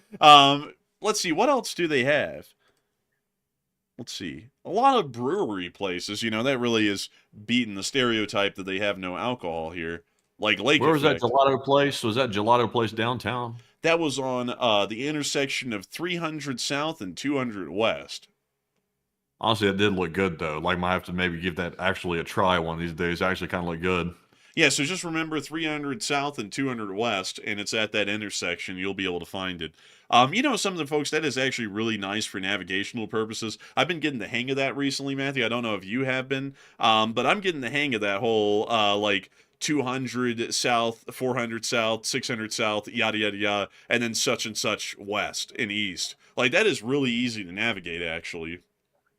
Yeah, and also the streets are massive downtown, too, in Salt Lake. You literally, you got plenty of room, like, definitely. Yeah, you really do. I mean, like, loads and loads of room. Let's see here. What else do they have around here? What else do they have around here? I know we have more super chats. Oh yeah, we do. We do. Like we do. You bringing that up because we got more of them, and I'm just sitting here burning time looking at all these restaurants getting the people hungry. Dang. Argentinian food. Empanadas. They got empanadas. Dude, look at that. These are very high-class empanadas compared to what Maduro was sneaking under the table. Oh, look, one empanada is $3, two is 5, a dozen is 25. When you order them like donuts, you can get like a whole dozen for 25. That doesn't seem like a bad deal, honestly. That seems like you could put those in the fridge or something and eat them like Maduro was doing. Put them under the desk and whip one out and, have a snack. Yeah, you can get sweet empanadas, or you can get the salty empanadas. So you can get traditional beef, lemon beef, or chicken ricotta in your empanada. Oh, damn. So you can make I these gotta in the try that. meals, man. You can make these in the meals. Man, that is a great deal right there. I like I that. said Argentina on the front of it. Yeah, it's an Argentinian empanada store. Huh. Oh, Yo, it says Argentina's best empanadas right there. Man, dude, like before you know it, they too are also going to get free money from the government. It's just magic like that. Slap Argentina on anything, and it's free money. Like it's crazy. Folks, we're about to have to change the name of the channel to Argentine Enforcer, so that way the government might give us a free 20 billion. But anyways, with that. Oh, look at that. It's got some jam in it there. That actually looks pretty good. Man, this place has really got it going on. Where is this again? University Boulevard in South 200 East. So, yeah, I'll have to check that out one day. Not remembering that for any particular reason, just remembering it for reasons. Also, that is the city building? That's the city hall? Wow. That is it. Wow. That is really amazing and ornate. Look at that. That's nice. They got samurai armor in there. I don't know why they have that, but that's pretty cool. Oh, wait a minute. Go back up. What was that car, though? What was that car, though? Oh, wow. I think that's a SLS Mercedes, I think. That's pretty nice. Also, there's a McLaren off to the right, and it looks like a Rari off to the left over there. I like those. I like these models of Mercedes right here. I personally wouldn't have one, but not that I could get one anyway. But just dreaming. The gold wing doors were pretty neat back when they did that. It's pretty cool. And then here's the Salt Lake City Public Library right behind the City Hall. And then here's the Leonardo, which is Oh apparently wow! Look at that, Da Vinci, Leonardo da SLC. man, this is crazy. Whoa. They got the Pompeian Rockman here. Look like you're taking a slob squat.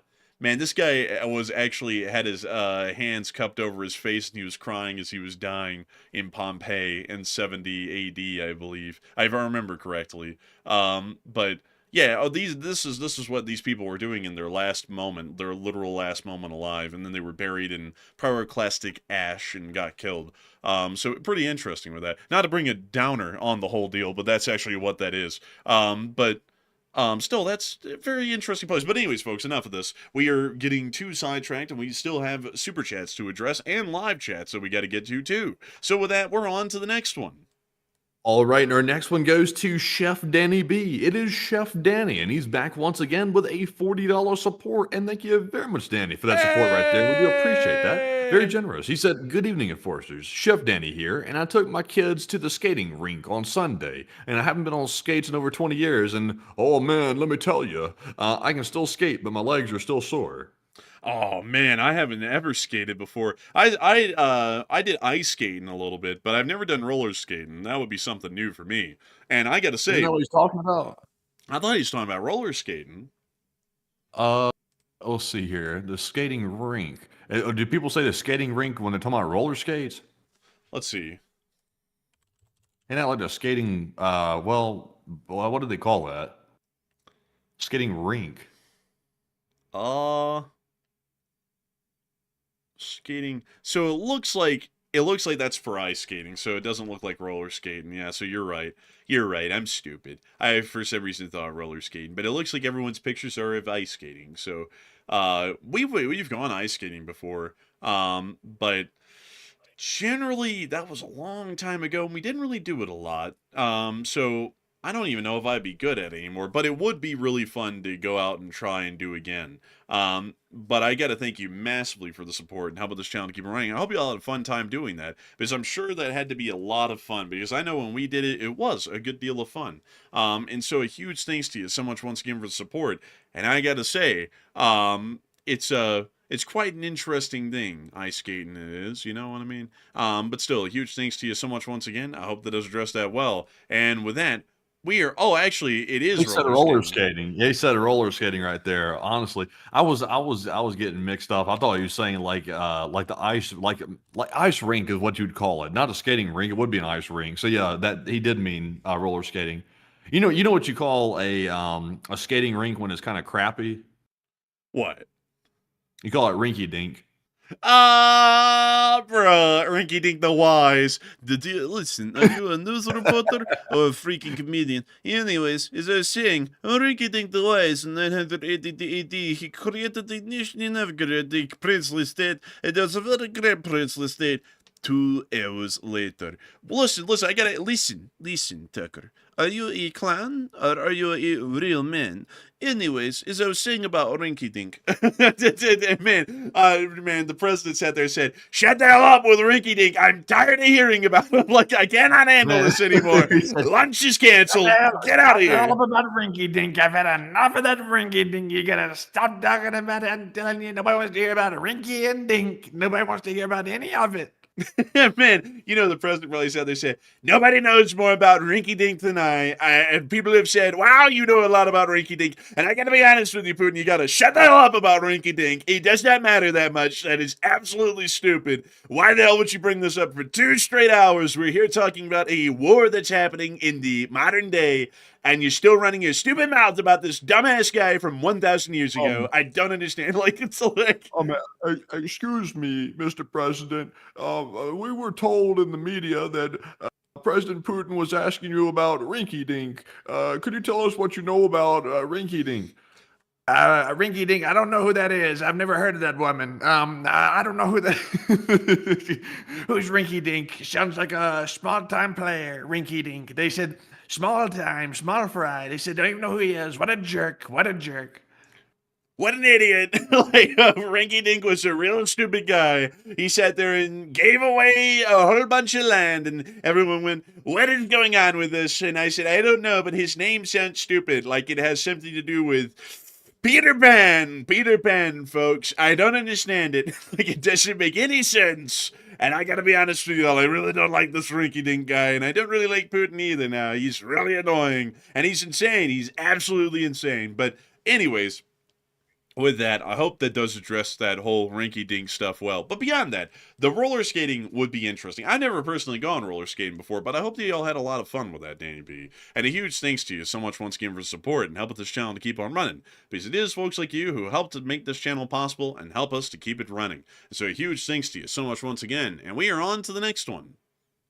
And our next super chat goes to Chef Danny B. Once again, he throws in a second super chat, puts in a 20 this time. And thank you very much, Danny, for the second support of the night. He said, Chef Danny again. And I hope you are enjoying the time difference. It's the same time difference as Colorado. And Enforcer, my son wants a train set for Christmas. Any recommendation? Oh, that's cool. That's really cool, Danny B. And I would say, first off, that the time difference is great, honestly. It's really taken a lot to get used to, though. But it is great to be able to get on air earlier and get off air earlier, because it allows for us to have kind of a little bit of a more normal day and get up a little bit earlier. But outside of that, as far as model train sets go, starter ones, I would generally say, depending on their age, you don't really want to get something that's too heavy into like the model railroad side of things, where it's more so about modeling than it is having fun. Like, for example, you don't want to get them anything from scale trains, because this is more so related to like the model railroading side, and it's really pricey, and so, you know, it's not really the greatest thing. What I would probably do is get them a Bachmann starting set. That's like really more so geared towards kids and more so towards having fun. Although actually, wow, they actually have some nice models here on Bachmann now. I didn't know that. But let me see here. HO scale. We want a starter set. We don't want an account. Why in the world do I have to register an account to just look at their starter stuff to show you. So, let's go look at the DCC train sets. So something like this could be considered like a sort of a starter deal, like the Echo Valley one, or for example, the Thunder Chief.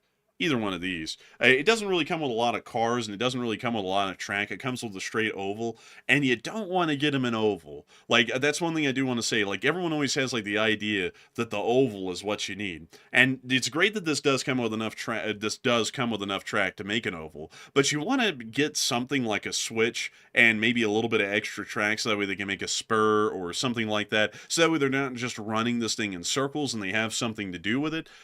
Because the whole fun of running a model train, if you're playing with it like a toy or treating it like a model, is that you can pretty much make it into like a puzzle of a sort to run the thing and drop off the cars and then pick them back up and switch them around in their order and stuff, because that's really what railroading actually comes down to on the operational side, is pretty much just switching cars around and moving them around and shoving them around and then dropping them off and moving around them and all that. So you want to get them a little bit of extra track, and for that, Bachmann Easy Track, which this comes with, that's probably the best. But these starter sets, while they don't come with a lot of tracks, really a lot of engine, or a lot of cars for that matter, the price accounts for the DCC controller and also everything else that comes with DCC. So once you get this, the upfront cost is gone, and you can really buy as much track as you want, as cheaply as you want, and they can really expand, like your kids can really expand their railroad and make it a little bit larger and do a lot more with it. Because when I was a kid, my parents got me Lionel, and Lionel O gauge, and Lionel O gauge is pretty damn big. Let me show you HO versus O scale. Luckily, we lived in a bigger house when we were smaller, so it wasn't that big of an issue. But this is HO scale right here where my mouse cursor is at.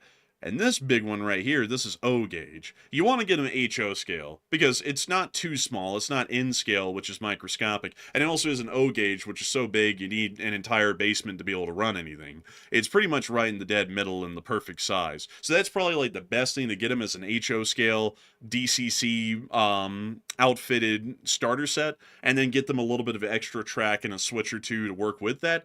And then they'll have plenty of fun with that, I'm fairly sure. But still, recipe to go broke based on the prices you're showing. well, I mean, model railroading just isn't really, honestly, nothing's cheap anymore, man. I mean, like the gun hobby is really expensive for any good gun. The model railroading hobby is super expensive for anything okay, like even decent looking is pretty expensive. It's a like everything's just expensive these days all around, really. Yeah, me personally, it's too expensive for my taste. Honestly, I have like 3 or 4 model cars I cherish, and when I say cherish, is they've been sitting in my storage box in my new place, just sitting in the box. But I keep those like in my model case when I usually have get unpacked. And I think I bought those like 2 or 3 years ago or something like that. I have not bought any since because the prices have gotten out of control on everything. Man, if you want to see out of control pricing, let me bring you to Lionel. You want to see what Lionel prices are these days? You're going to be kind of scared. Let me see here. Let me click this. Come on. This website. Well, this website. There we go. Locomotives. Look at this. So this is an O gauge. $29. What does that say? I can't see. It's too small. $29.99. That is $2,300. For what? For this. You just get one little train? It's a pretty big one. It's an O gauge, but it's not the prices that we used to get them at back in the day when we were kids. Because our parents back in the day, they got me the Polar Express train set, and they got Matthew the Santa Fe El Capitan, and it came with an engine and a couple of rail cars. And I think back then, that cost him, along with the track, it was a whole starter set. I think it cost him like $700 for that whole starter set. Nowadays, just to get a Lionel engine, that can easily cost you about $2,000. And a lot of people have been talking about how expensive this has gotten online. Like look at this, man. To get a ET-44, and let me see if I can get like this Canadian National British Columbia non-powered ET-44, $700. Non-powered, so it's just stationary. Let me see. Let's see. I guess so. I guess it just doesn't have an engine in it, like an electric motor. So, Hmm. yeah, I guess you have to get that separate. I think, yeah. Well, here's the ones that actually do have motors. These are $900. So here's the same one with a motor in it, $900. Not sure who just has $900 laying around to get a model train. That's a little bit I wild. I'm not sure who's buying these. I don't even know either. They say like I don't know this is true, but I've been hearing rumors that they're in real tough financial straits right now at Lionel, and they might Alleged. Oh yeah, that's what I've heard, like the word out there is, and I don't know if it's true or not, but it's I like with these kinds of prices. I mean, like there cannot be a large market for these sorts of prices. I mean, I know I can't afford any of them, even if I wanted to. And to be honest with y'all, I'm just not really a big fan of Lionel. Like I like O gauge just isn't my thing, so I never get one. But with these kinds of prices, like it's just really hard to see a market out there for this sort of a deal, like I couldn't. So I know a lot of others can't. But beyond that, there's a market for HO scale out there till the cows came home, and there's great brands like Kato and Athearn and Scale Trains, which I swear by. But anyways, with that, I hope that does address that well. And a big thanks to you once again for the support and helping this channel to keep on running, Danny B. And I hope that gives some ideas. At least, oh, wait a minute, let me go show you Athearn, because I want to make sure, since you're definitely doing some Christmas shopping on this and you're probably going to be working towards this, I want to make sure to give you a couple of ideas. So let me see if I can get you an HO scale. Does Athearn make HO scale starter sets, or is that just Bachmann? Athearn HO scale starter set. Let me see if they have them. Do they not have them?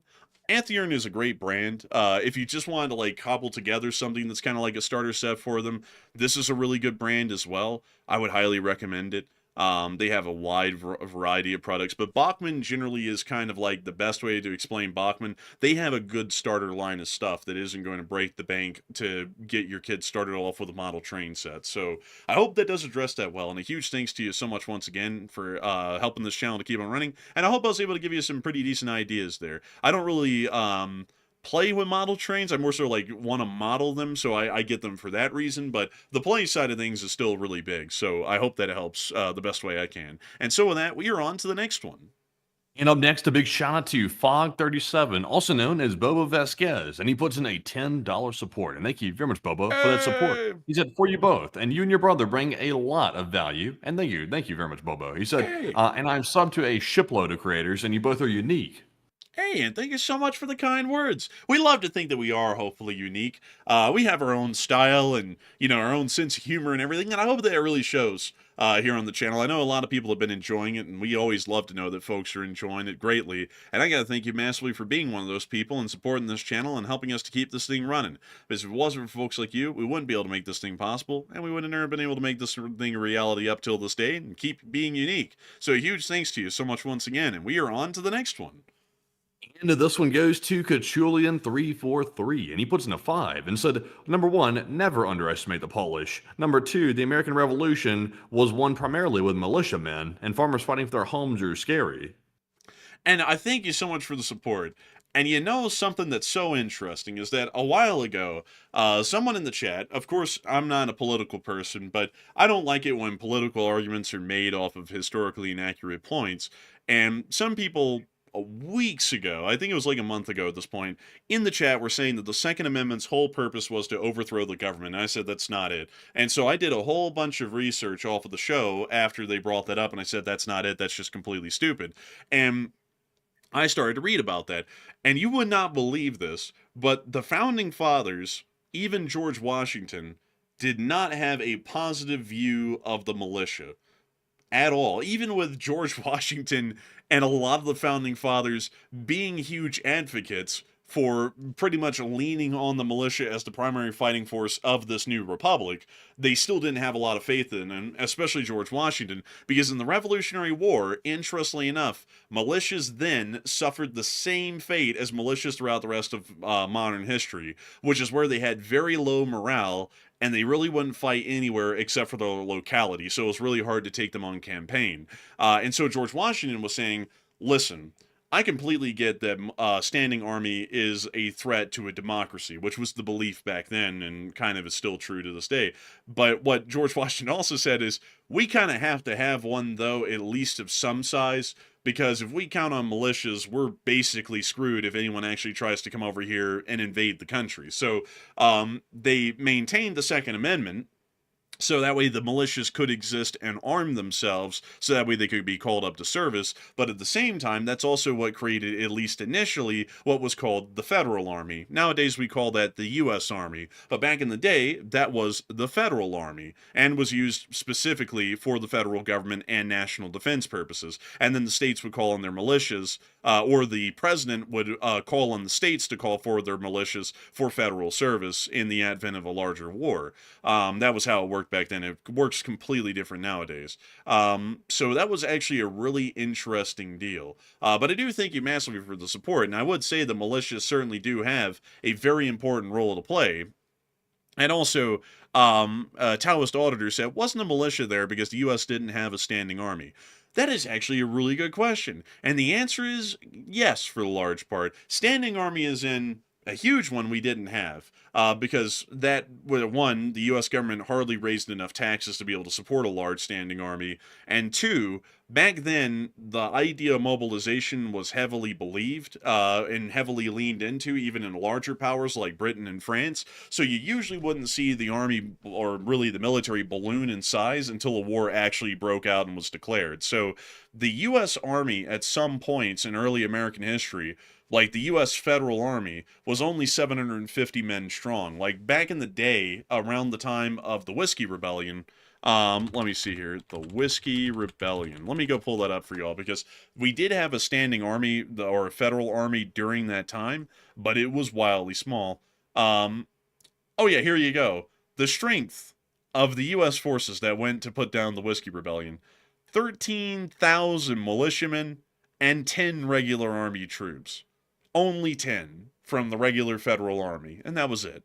I believe during this time, the federal army was only about 700 strong. It was not strong at all. It was about a battalion size. Later on, they would slowly start to build it up, but even crazier still, folks, is that the U.S. Army, the regular army that is, practically did not exist until after World War I.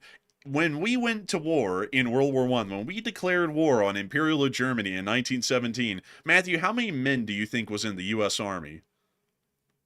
Like 5. 10,000. Damn.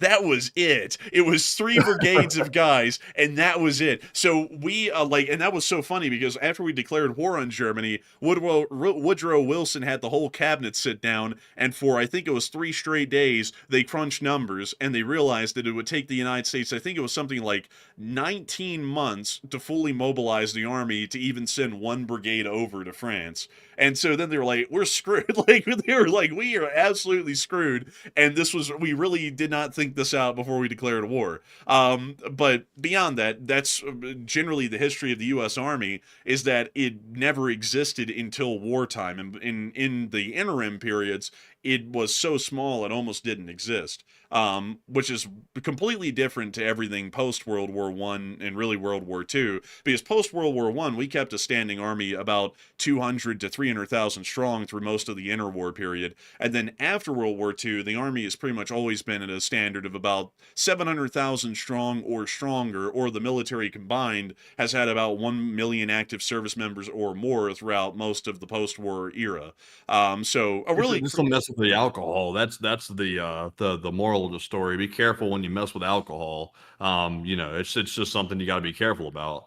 Yeah, it is something. And something that's even crazier, folks. A lot of people always talk about, and this is something I always find funny about just speaking personally, folks, from a historical standpoint, about how people these days talk about having traditional American viewpoints as the founding fathers intended, or as some people like to call it, conservative thinking, is that if people actually thought the way the founding fathers did, and this is crazy, everyone would hate the military and would want to chop it down to the smallest size that it could be. Because no founding father in the whole of the founding of America ever thought that there should be a large standing army. They actually believed that a large standing army, a professional army, was an enemy of democracy.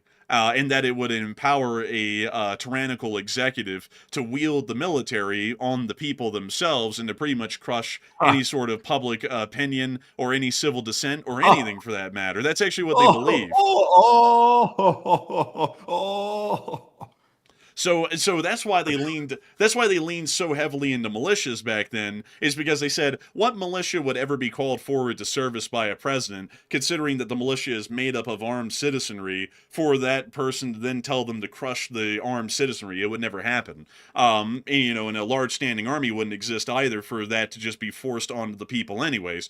Nowadays, people actually say, like this is something I find so interesting, is that people who say that they're traditionalists or kind of more conservative thinkers here in this country that talk about they want to follow what the founding fathers wanted, they are also huge proponents of a massive standing professional army, which the founding fathers just were completely against. I mean, even the ones who said that the militias were not effective fighting forces, like George Washington, they too did not also like a large professional army. And that's also why historically we never had a large professional army during that period, and we pretty much didn't have a large professional standing army until after World War I, which was 130 years after the U.S. had been founded. So a really interesting sort of a thing when you think about it, how that's changed in about the past 70 years. Yeah, I would say just don't use the military against the people. I'm telling you. Gotta remember that one. Oh, man. Oh, well, anyways, with that, we are on to the next one. And up next, a big shout out to Steve Cry, who put in a $5 support. And thank you very much, Steve, for that $5 support. Also, a big shout out to the Wisdom to Know, who put in a 5. And a big shout out to you as well for helping to keep the channel running. And we also have a $5 super chat from Vulture 1066. And he said, can we have a poll about 1 year military service? And thank you for the support. We could have a poll on that, but I'll give you my personal opinion on it before we run a poll on it. I'm generally not a fan of compulsory military service in this country. The nation, unless if it's been in a time of emergency, has never had compulsory military service, even in desperate times, like, really any sort of desperate domestic upheaval like the Great Depression or anything else like that. We never had compulsory military service during those periods, and I generally think that it's undemocratic to compel a citizen to serve in the military when there is no exigent circumstance such as wartime that will require a conscription.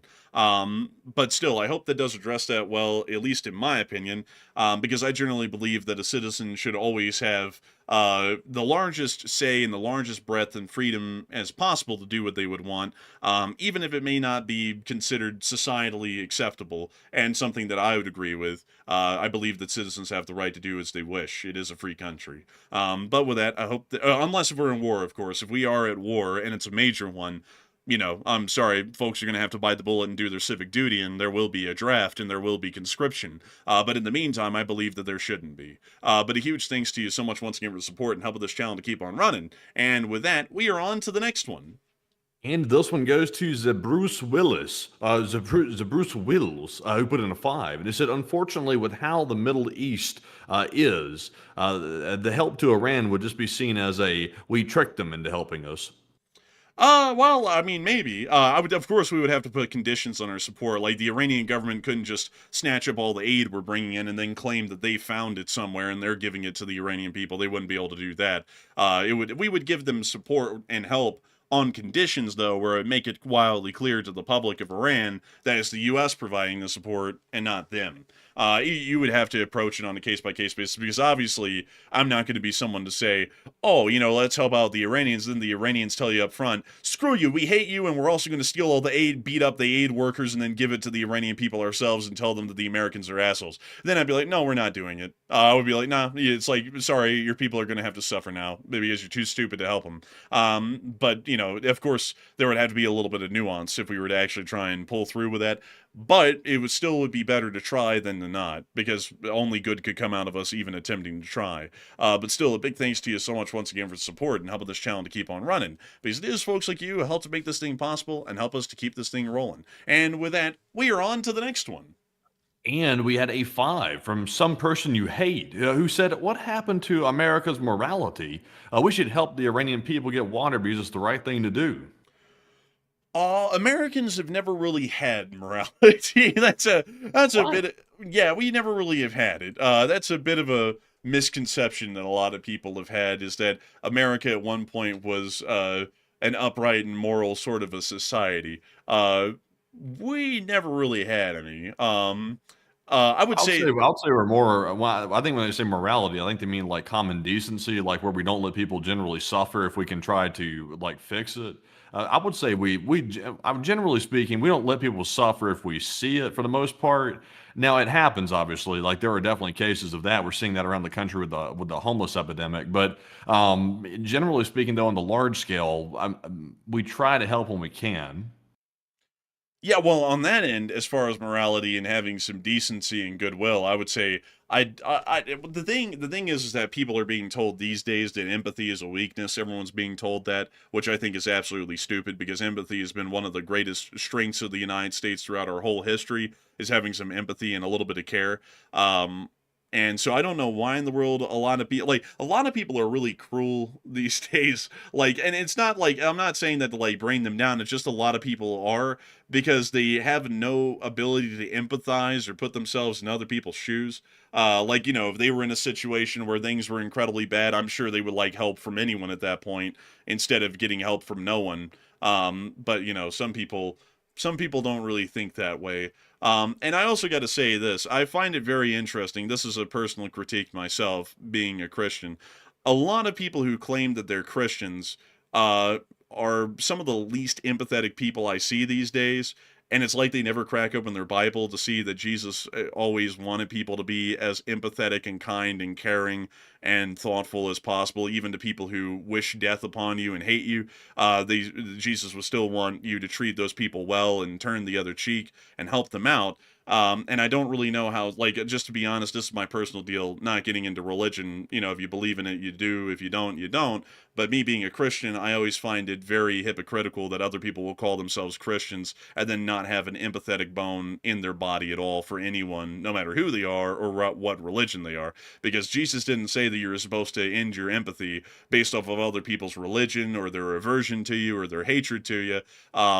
Jesus said that you were supposed to be kind and caring to everyone, and yet still at the same time, a lot of people don't really seem to follow through with that, but they also claim that they're good Christians, which I find to be a bit of a juxtaposition. But anyways, that's just my personal 2 cents on the matter, me speaking personally. But with that in mind, I hope that does address that well. But as far as America, just to address this really quickly, as far as America being moral, as in having any morality, really hasn't had any. And there's been people in America that are moral, but there's also a lot of people who have not been moral. And the law allows for those people to exist. And there's been a lot of them through U.S. history. Like back in the day, up until about the into the 30s, brothels in this country were everywhere. So when people talk about, the kind of loose nature Americans have nowadays, what they really don't know, or they don't really think about because they don't read history a lot, is that there were brothels on every corner and every street in America up until about the late 30s, and they were pretty busy a lot of the time if you go back and look at them. That was only made illegal in most states about 80 and 90 years ago. It wasn't that long ago. And then there's a whole bunch of other, there's a million other things that I could get into that wasn't really immoral, like overconsumption of narcotics, which was a very big thing until the Harold-Taft Act of 1916.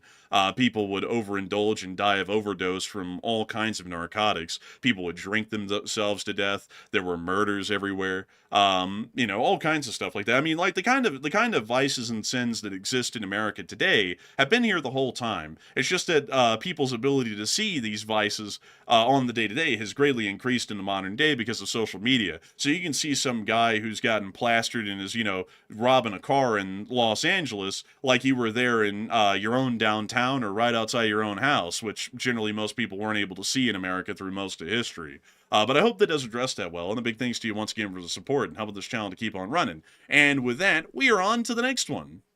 And our next one is going to go to none other than Bruce Wills. Once again, he puts in a 5. And he said, how do Palestinians that hate Israel take the humanitarian aid from Israel? Well, I mean, they really don't get it from Israel. Israel is not really the one providing the aid. It's actually the United Nations that's providing the aid. So that question will work if the Israelis were giving it to them, but it's actually the United Nations. So I hope that has addressed it the best I can. A big thanks to you once again for support and helping this channel to keep on running. And with that, we are on to the next one. And our next one goes to Geosynchronous, who puts in a 5, and also Spring Fauna, who puts in a 5 as well. And thank you both very much for that support, and we do appreciate it. And we also have a 5 from Kachulian343, who said, under Iranian law, women are effectively property like the children, and they shouldn't suffer because the leaders are bastards. They should be freed. I would agree with you. And I think that that's always something that people should have in mind, is having compassion even for our enemies. We should always have some professional compassion. Because I'll just be honest with y'all, I still have absolutely no loving bone in my body for the Iranian government or the Islamic Republic of Iran. And we will go over there probably sooner rather than later, and we will end up having to destroy that government as the United States of America. But at the same time, that's nothing personal. We don't hate the Iranian people. We have a problem with their government. And this is practical business. And in the meantime, while we go and dismantle the government, rip it apart, and hold anyone in the Iranian government we deem accountable, even to the most extreme, maybe even to the point of capital punishment, we will still be Americans, and we will still be civil, dignified people, because that's what Americans are. And so with that, a big thanks to you so much once again for support and helping this channel to keep on running. And with that, we are on to the next one. And our next one goes to the War Thunderer 7799, who puts in a 5. It said, so how do you guys think the front lines are going to change in the next few weeks based off how the war has been going? I would say, I'll be honest with you, I think the Ukrainians might be getting close to losing Pokrovsk and Mirnohrad at some point within the next few months, probably within the next month and a half, to be entirely honest. It looks like they've held it for as long as they can, which has been about a year and a couple of months. So I think that that's probably going to end up coming, well, the Battle of Pokrovsk is going to end up coming to a close here finally. That's what I'm expecting, but the rest of the front line is probably going to remain the same for now. And so with that, I hope that does address it the best I can. A huge thanks to you once again for support and helping this channel to keep on running. And with that, we are on to the next one. And this one goes to Pete Watson, who puts in a 5. He said, Estonia is already training their citizens and reserves 3 years, and look it up. And also, by the way, I was wondering, because I sort of added a caveat earlier when I said that. I was saying that the Baltics and all these countries that are on the contact line with Belarus and Russia need to be ready. I think you're right, Pete. I think Estonia is already doing that, but all the other ones need to follow suit. That was the point I was trying to make. So all of them need to do it in one big fell swoop. But Enforcer, what say you? I would say that hopefully they will be moving on into conscription. I do understand that Estonia does conscript, and I believe that Latvia also does some conscription as well. I'm not sure about Lithuania. I think they don't. I think they're an all-professional force at this point. But I think that they should start looking into territorial defense forces for their national defense, because their situation is completely different than the American situation, and they generally need to be ready to be invaded at a moment's notice and be ready to fight that at that moment's notice. And so with that, a big thanks to you so much once again for support, and I hope that does address that well. And with that, we are on to the next one. And we also have a 5 from Taoist Auditor, who said, World War I in Australia, most of the soldiers were farmers that could shoot rabbits and roos at long distance. Empire nationalism. Thank you so much for the support.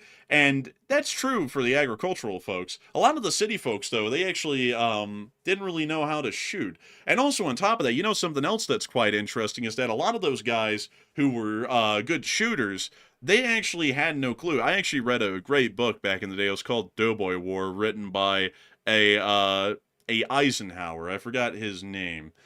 His first name. It wasn't Dwight Eisenhower, the famous Dwight Eisenhower of the Second World War. It was another Eisenhower. But he wrote a book called Doughboy War, and it was an excerpt from soldiers about every single facet of the war, every battle, life on the front, eating, sleeping, traveling there, training, everything in between, and coming home. And one thing that was interesting is that pretty much everyone in basic did not know how to handle a modern rifle. Because if they were issued the most common one, which was the model 1917, which is this one right here, the M1917 Enfield. I personally have one of these. I think they're great. But a lot of guys didn't know how to use them. Even the country guys didn't know how to use them because people back then in America were some of the wealthiest people in the world even back then, but they were still poor enough that they weren't always able to buy the newest stuff. And so a lot of bolt action rifles weren't out there in the world in America back then for a lot of people to know how to use them. Most people were still using percussion cap rifles, muzzle loaders, that they were shooting and hunting with. Even Sergeant York, the famous war hero, had never shot a bolt action until he had gotten in the army. This was considered back in the day to be the equivalent of having a machine gun, pretty much, to them. They were like, oh my god, a bolt action. Insane rate of fire compared to a muzzle loader.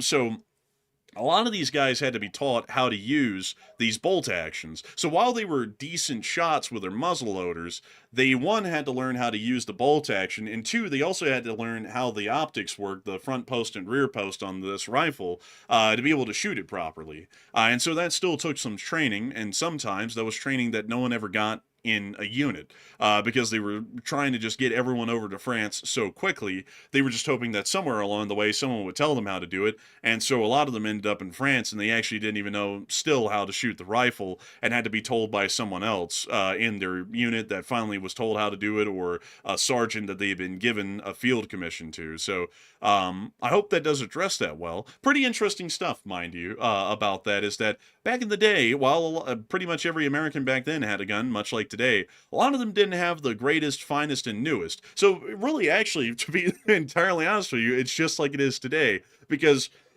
if you gave an American today an M60, or more so an M240 Bravo, and you told them to go ahead and go out there and give them their best, they wouldn't know how to do it. They wouldn't know how to load an M240 Bravo because nobody generally owns an M240 Bravo out here in the normal world. That's generally because of the law these days, not because they can afford one. But still, same issue, different reason. But still, a big thanks to you so much once again for the support and helping this channel to keep running. And with that, we are on to the next one.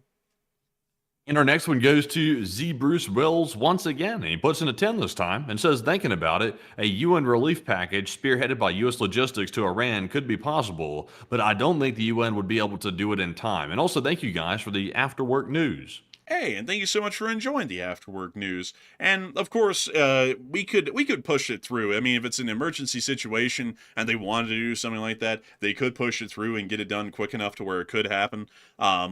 But generally, I think that it should be a U.S.-led effort instead of a UN-led effort, because it allows for us to gain diplomatic prestige from the action, and also for the United States to posture itself in the mind of the Iranian people as an actual helper, while the Iranian government is actually putting them at a detriment. So a big thanks to you so much once again for the support and helping this channel to keep on running. I hope that does address that quite well. And with that, we are on to the next one. And this one goes to Crypt 378, who puts in a 5. They said, super small donation, but what do you think happens at the end of this? And how many people are going to lose? Or are we going to lose? And we should try and stop this from even happening. We are trying our best to stop it from happening, but sometimes it's just unavoidable, especially when they have their mindset to it, and I think they might have their mindset to it.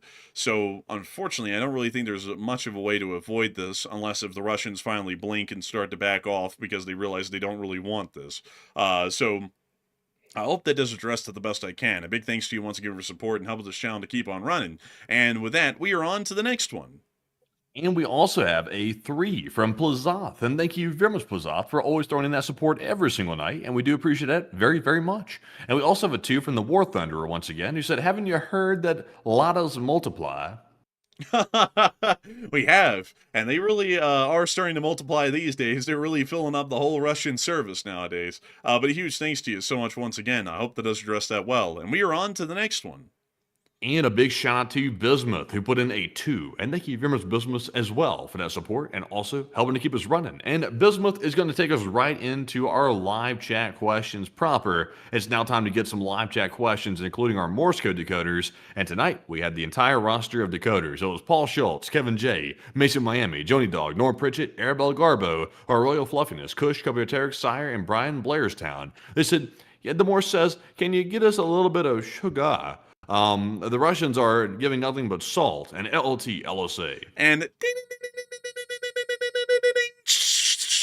that's the sound of money, and y'all got that dent on the nail. That is the Morse code message of the night. I gotta congratulate y'all greatly for getting that correct time and time again, because y'all truly are always making sure to get that dent on the nail each and every single day. So a massive shout out once again to the Lee Spring Army Signal Corps, because y'all are always putting the excellence in Morse code decoding. And so with that, it's time for us to get on into the live chats, folks, and we're going to be answering as many of them as we can until we reach the top of the hour. Well, not the top of the hour, sorry, correction, folks, the midway point of the hour. And so with that, we are on to the next one. And this one goes to Alex Williams, who said, so in Poland, are they doing what's similar to the USA's Civilian Marksman's Program, CMP? No, it's a little bit different. The CMP is more so just supporting marksmanship in the United States, or just generally good riflemanship. In Poland, what they're doing is giving like basic infantry crash course is what they're generally looking towards providing at this point. So giving an idea, buddy system tactics, fire suppression, and also basic gunnery training or marksmanship training is what this program is generally looking to achieve. So a little bit different than the CMP, because the CMP only focuses on marksmanship. The Polish training program, from what we understand, is more so focusing on a more complete infantry training package. Not a full-scale basic sort of training, but a very, very minimal crash course sort of training on infantry tactics. So I hope that does address that well. And we are on to the third to last question of the night. And this one goes to Robert Krogan, who said, why does the U.S. have all that military presence near Venezuela with no apparent intention to attack? I think that we were planning on attacking, but now they're trying to make sure that there's going to be a legal framework to support it, and so now they're generally having to start to hold off. Also, on top of that, they may have just been waiting for the Venezuelans to attack us, because we would be provoking them so much like we already are, and then that would give us the justification to go in anyways, and that would have given us the legal framework. I think that was generally what the plan was, and now that that's fallen through, now we're having to find a legal framework to conduct the attack without us being attacked in the first place. So I hope that does address it the best I can. And with that, we are on to the final question of the night. Is it supposed to be the final question, Matthew, of the night, or the second to last question? This is the second to last question. Oh, okay. Yeah, I was thinking I might jump the gun there. And so with that, we are on to the second to last question of the night. And this one goes to Avari Mandabratas. He said China could have a drone carrier disguised as a merchant vessel and launching drones with impunity that way. And could it be? It's possible. It's not out of the question. It's definitely possible that that could be happening. Yeah, I would have to say it's not out of the realm of possibility. That's something that we've seen the Ukrainians do in a sense on land with Operation Spiderweb. So as long as you have the right kind of containers, anything's possible. And so with that, we are on to a couple of super chats. Actually, we have a few super chats to cover before we get to the final question of the night. So Matthew, what do we got? And this one goes to Taoist Auditor, who puts in a 5 and said, a late one, but why does everyone think that nukes are going to fly with every action? And surely, wouldn't that destroy the territory you want to take? A lot of people think nukes are going to fly because a lot of people go to the worst case scenario in their minds. It's usually like a mental fallback for most people. It's pretty much hardwired in a lot of people. So whenever anyone hears that there's going to be a war, a lot of people don't really know the whole process and mechanics that goes into that, or what that means, or that there's escalatory steps. They just equate it to what they kind of know at a minimal, which is that it's going to end up being a nuclear war. So that's generally why a lot of people are thinking that. Although when you really start to break that down into great detail, it doesn't really add up or make a lot of sense. So with that, I hope that does address it the best I can. A big thanks to you once again for the support. And also, we have a $2 super chat from Wayne Harden. And Wayne Harden said, all senior high school students, 3 months of training. And I would have to say that's fairly interesting. I see there's a lot of support from folks for the idea of mandatory service, but generally, I'm just not a fan of it. It's historically never existed unless if there was a wartime or a state of emergency that necessitated it, and I just generally don't really see the necessity for mandatory conscription, especially considering that the U.S. military is one of the largest on the planet and it's a volunteer force entirely. I just don't really know about that. And also on top of that, speaking of which, do we have to provide GI-style benefits to every single one of these mandatory conscripts? Because the answer is yes, and they're only serving for a year. That pretty much means that everyone in America at that point is going to be getting a free college education because of their 1 year of service. Well, I mean, like, at the same time, though, like, when you think about that, the government's having to pay that out, and where in the world are we getting the money to pay that out? I mean, that's going to be, like, you're getting 1 year of service out of one male citizen, and in return, you have to give them at least about 40 to 70 grand, maybe even up to 100 grand, depending on the college they're choosing, in tuition money for them to go to university, and all of the other expenses added in as well for that. You then also have to give them VA medical care, and so on and so forth, and all these benefits for just 1 year of service. So the amount of benefits that are being given is far exceeding the amount of service that they even give, because they're only in for a year. And 1 year usually would only cover basic, and then their job training, and then by the time that's all done, they're in a unit for maybe a month or 2 months, and then they're out. So it doesn't even really make I view it as an investment personally. I say if someone's willing to like serve a commitment 1 to 2 years to get some military training, that's an investment. And also, if the government wants to help subsidize their education, that's also another investment. Because if you have an educated populace, your country's going to thrive much more, as we've seen.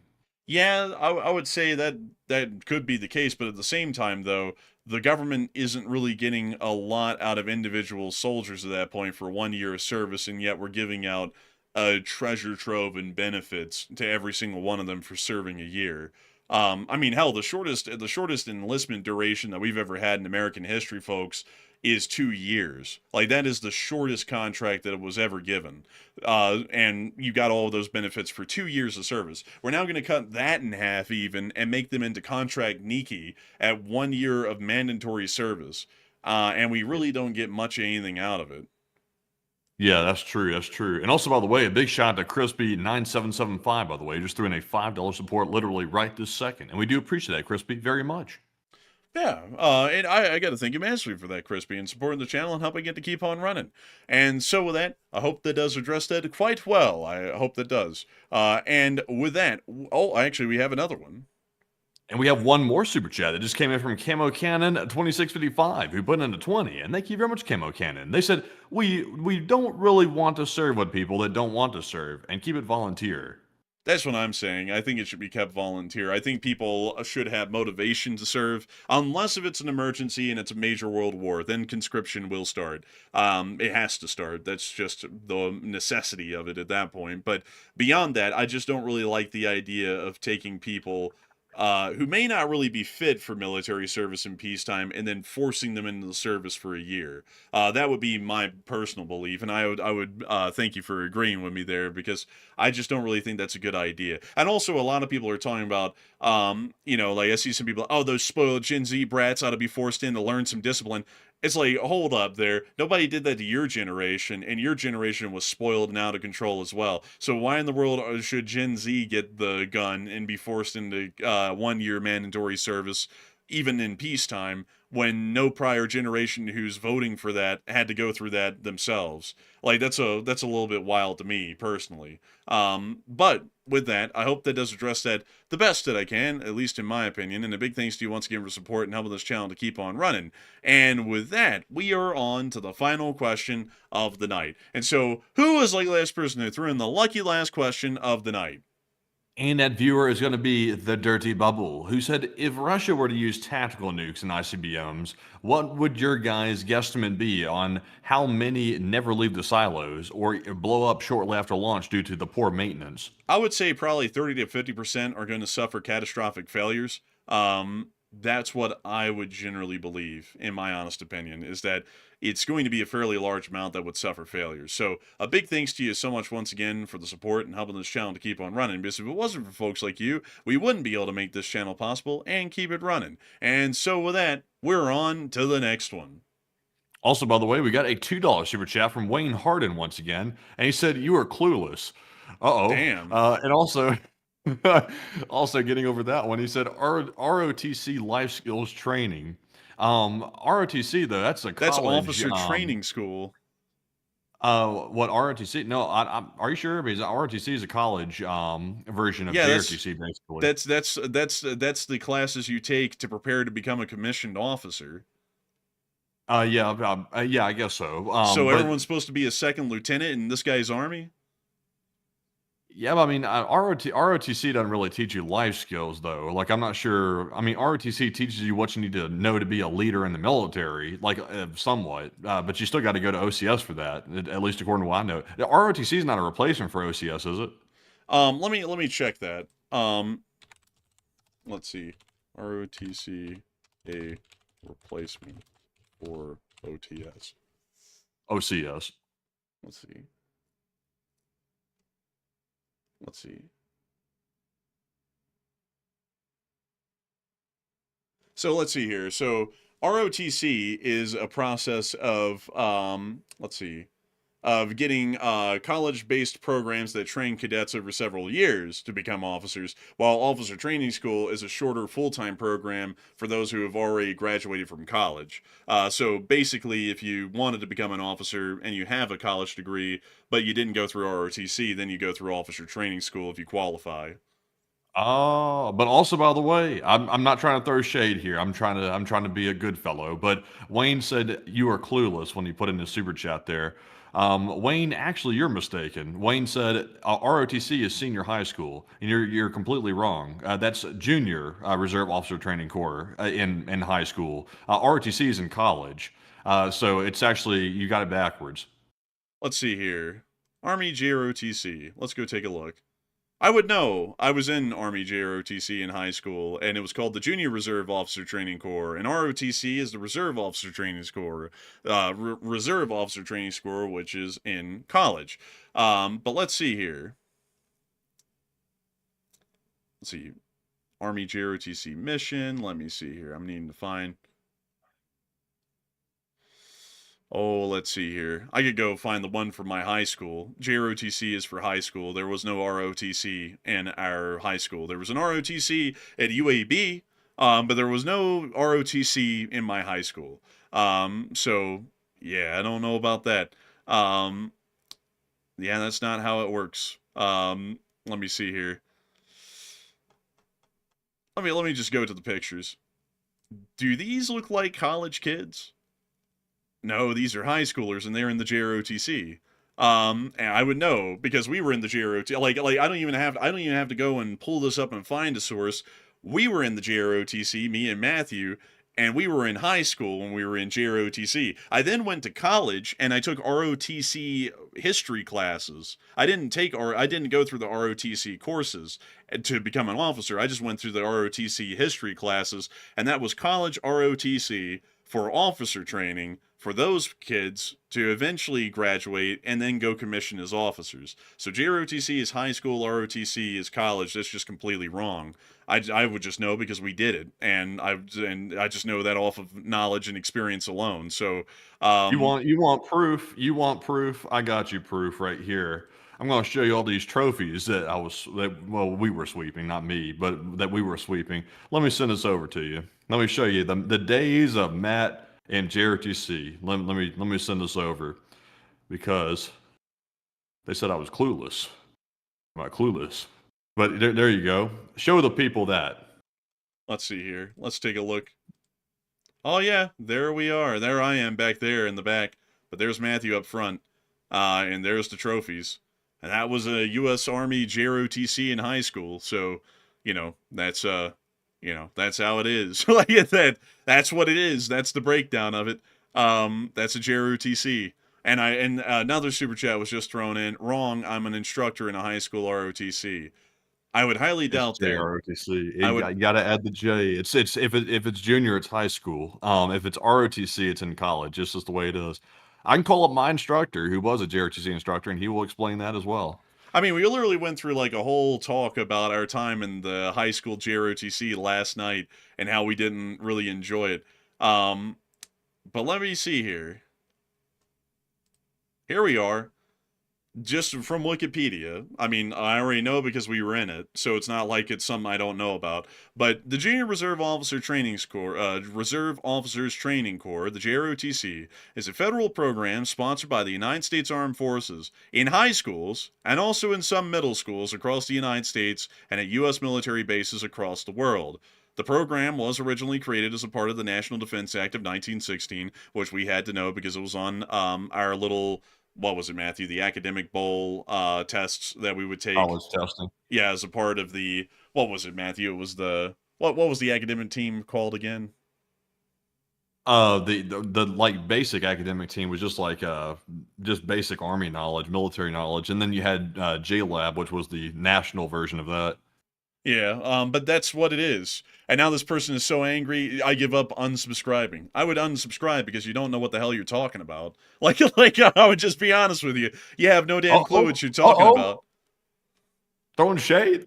Yeah, coming in here with all that sass, completely wrong, like the whole way, and then telling us that we're wrong. Like, if I was wrong, then why the hell do I have a JROTC certificate from my high school? Why the hell would I have that? It would be an ROTC certificate from my high school, not a JROTC one. I mean, not only are you an asshole, you're just stupid. I mean, you got like, and apparently, man, listen, man, listen, I got the Superior Cadet Award over here, the highest award in JROTC. I got a certificate sitting right over here off the left on the floor, man. It says JROTC on the front of it. Are there ROTCs in high school?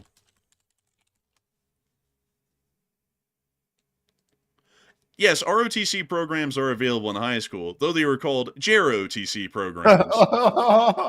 So yeah, like that's just the answer. Like that's literally the answer. Like you would look at that. Air Force Junior ROTC, Wasatch High School. Air Force Junior Reserve Officer Training Corps, AF JROTC. I mean, you would have to be absolutely stupid to get this wrong. I don't even know how. I don't even know how. Because we literally went to one. We went to one when we were in high school. And they literally said every single time, there are no ROTCs in high school. And you better dare not say you're in one. You are in the JROTC. Admit it though, when you saw that, yes, your heart sunk. Oh no. I knew that we were right, man. I was like, no. I was like, hell no. I saw that yes, and I was like, I was going to be followed by, but it's a JROTC. And it is. So, I mean, you can't, I get a learning lesson for Wayne. You can't be an arrogant asshole and also be wrong at the same time. If you're going to be an arrogant asshole, you got to at least be right about what you're talking about. So that way you can.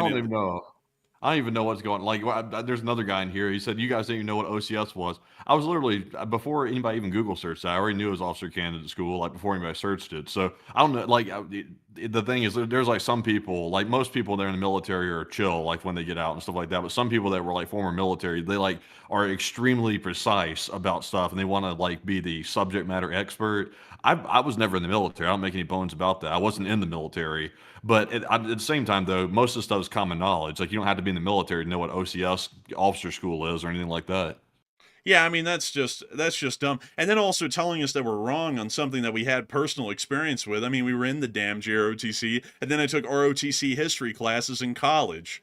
There was no such thing as ROTC in high school. It was JROTC. It was the Junior Reserve Officer Training Corps, not the Reserve Officer Training Corps. So, I mean, it's not like we even have to sit there and go, oh, you know better? It's like, no, we were in it.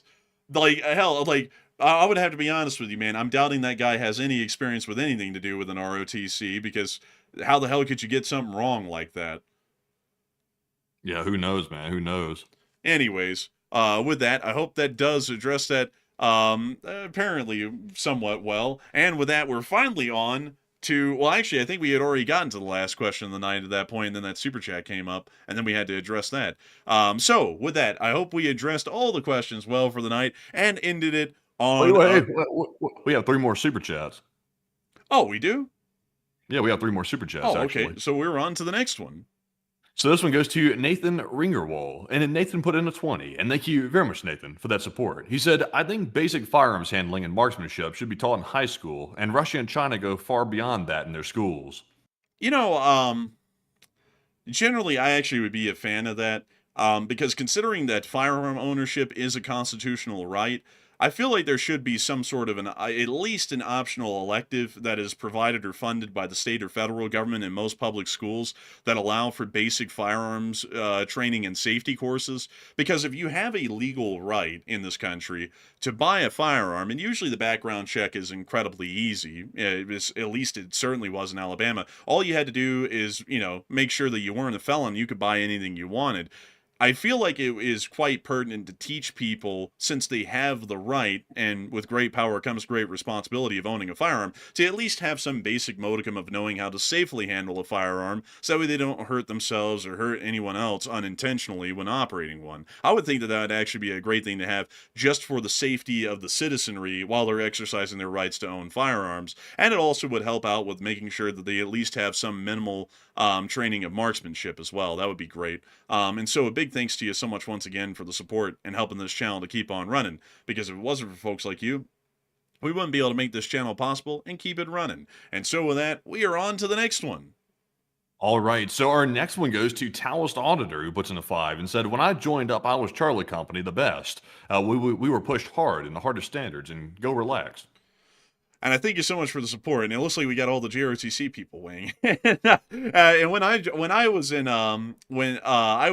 JROTC, I was also in Charlie Company, and then became the company commander of the little Charlie Company group. And that was a pretty interesting experience. I don't really think we were pushed though a lot. It was really a lot more relaxed, which honestly led to me not enjoying it. I feel like I would have really enjoyed it and appreciated it a lot if we had actually been pushed to take it seriously. Because the only time that we tried to take it seriously was when Matthew was the battalion commander, and then that quote fell through pretty quick because there's really no support for it, even from the instructors. So with that, I hope that does address that well. A big thanks to you once again for support and helping this channel to keep on running. And with that, we are on to the last super chat of the night, and then we're going to be rounding this thing on out. And this one goes to Taoist Auditor once again, who puts in a 2 and said, AR1 Australia. Hey, and a big thanks to you for the support from AR1 in Australia. And a big thanks to you so much once again for the support and helping this channel to keep running. Because if it wasn't for folks like you, we wouldn't be able to make this channel possible and keep this thing running. And so with that, a massive thanks to you so much once again. I hope that does address that incredibly well. And with that, folks, it's time for us to round out this stream for the night. I've got to thank you all so much once again for watching. We've actually had 90,000 people watch this stream tonight, with a peak viewership of 12.3 1,000 people. Now, that's a lot of people, and we are always greatly appreciative to have had all of y'all here tonight and enjoying this show. If y'all have enjoyed it, please make sure to hit that like button and subscribe. We'd love to have y'all here rather than that one Wayne guy who knows too much for his own good. Beyond that, we will be seeing you all tomorrow at 10 p.m. Eastern Time to cover the next 24 hours of news from around the world. And if there is enough short war news to make a short war video tomorrow, Enforcer Matt will be the one making it. And so with that, we will see you all then. Good night, good luck, take care, stay safe. Slava Ukraine, Ram Slava, long live the LSA, and long live the Republic. And with that, folks, thank you all for joining us once again tonight on another night of the War News stream tonight. And we will see you all tomorrow night at 10 p.m. Eastern to cover all the rest of the news. And also, if there is enough news to cover, there will be a short war video out midday tomorrow. So be sure to tune in for that. But in the meantime, big shout out to you all and almost 100,000 people that were here by the end of it. And we appreciate every single one of you. And of course, Slava Ukraine, Hiram Slava, get some rest, and good night.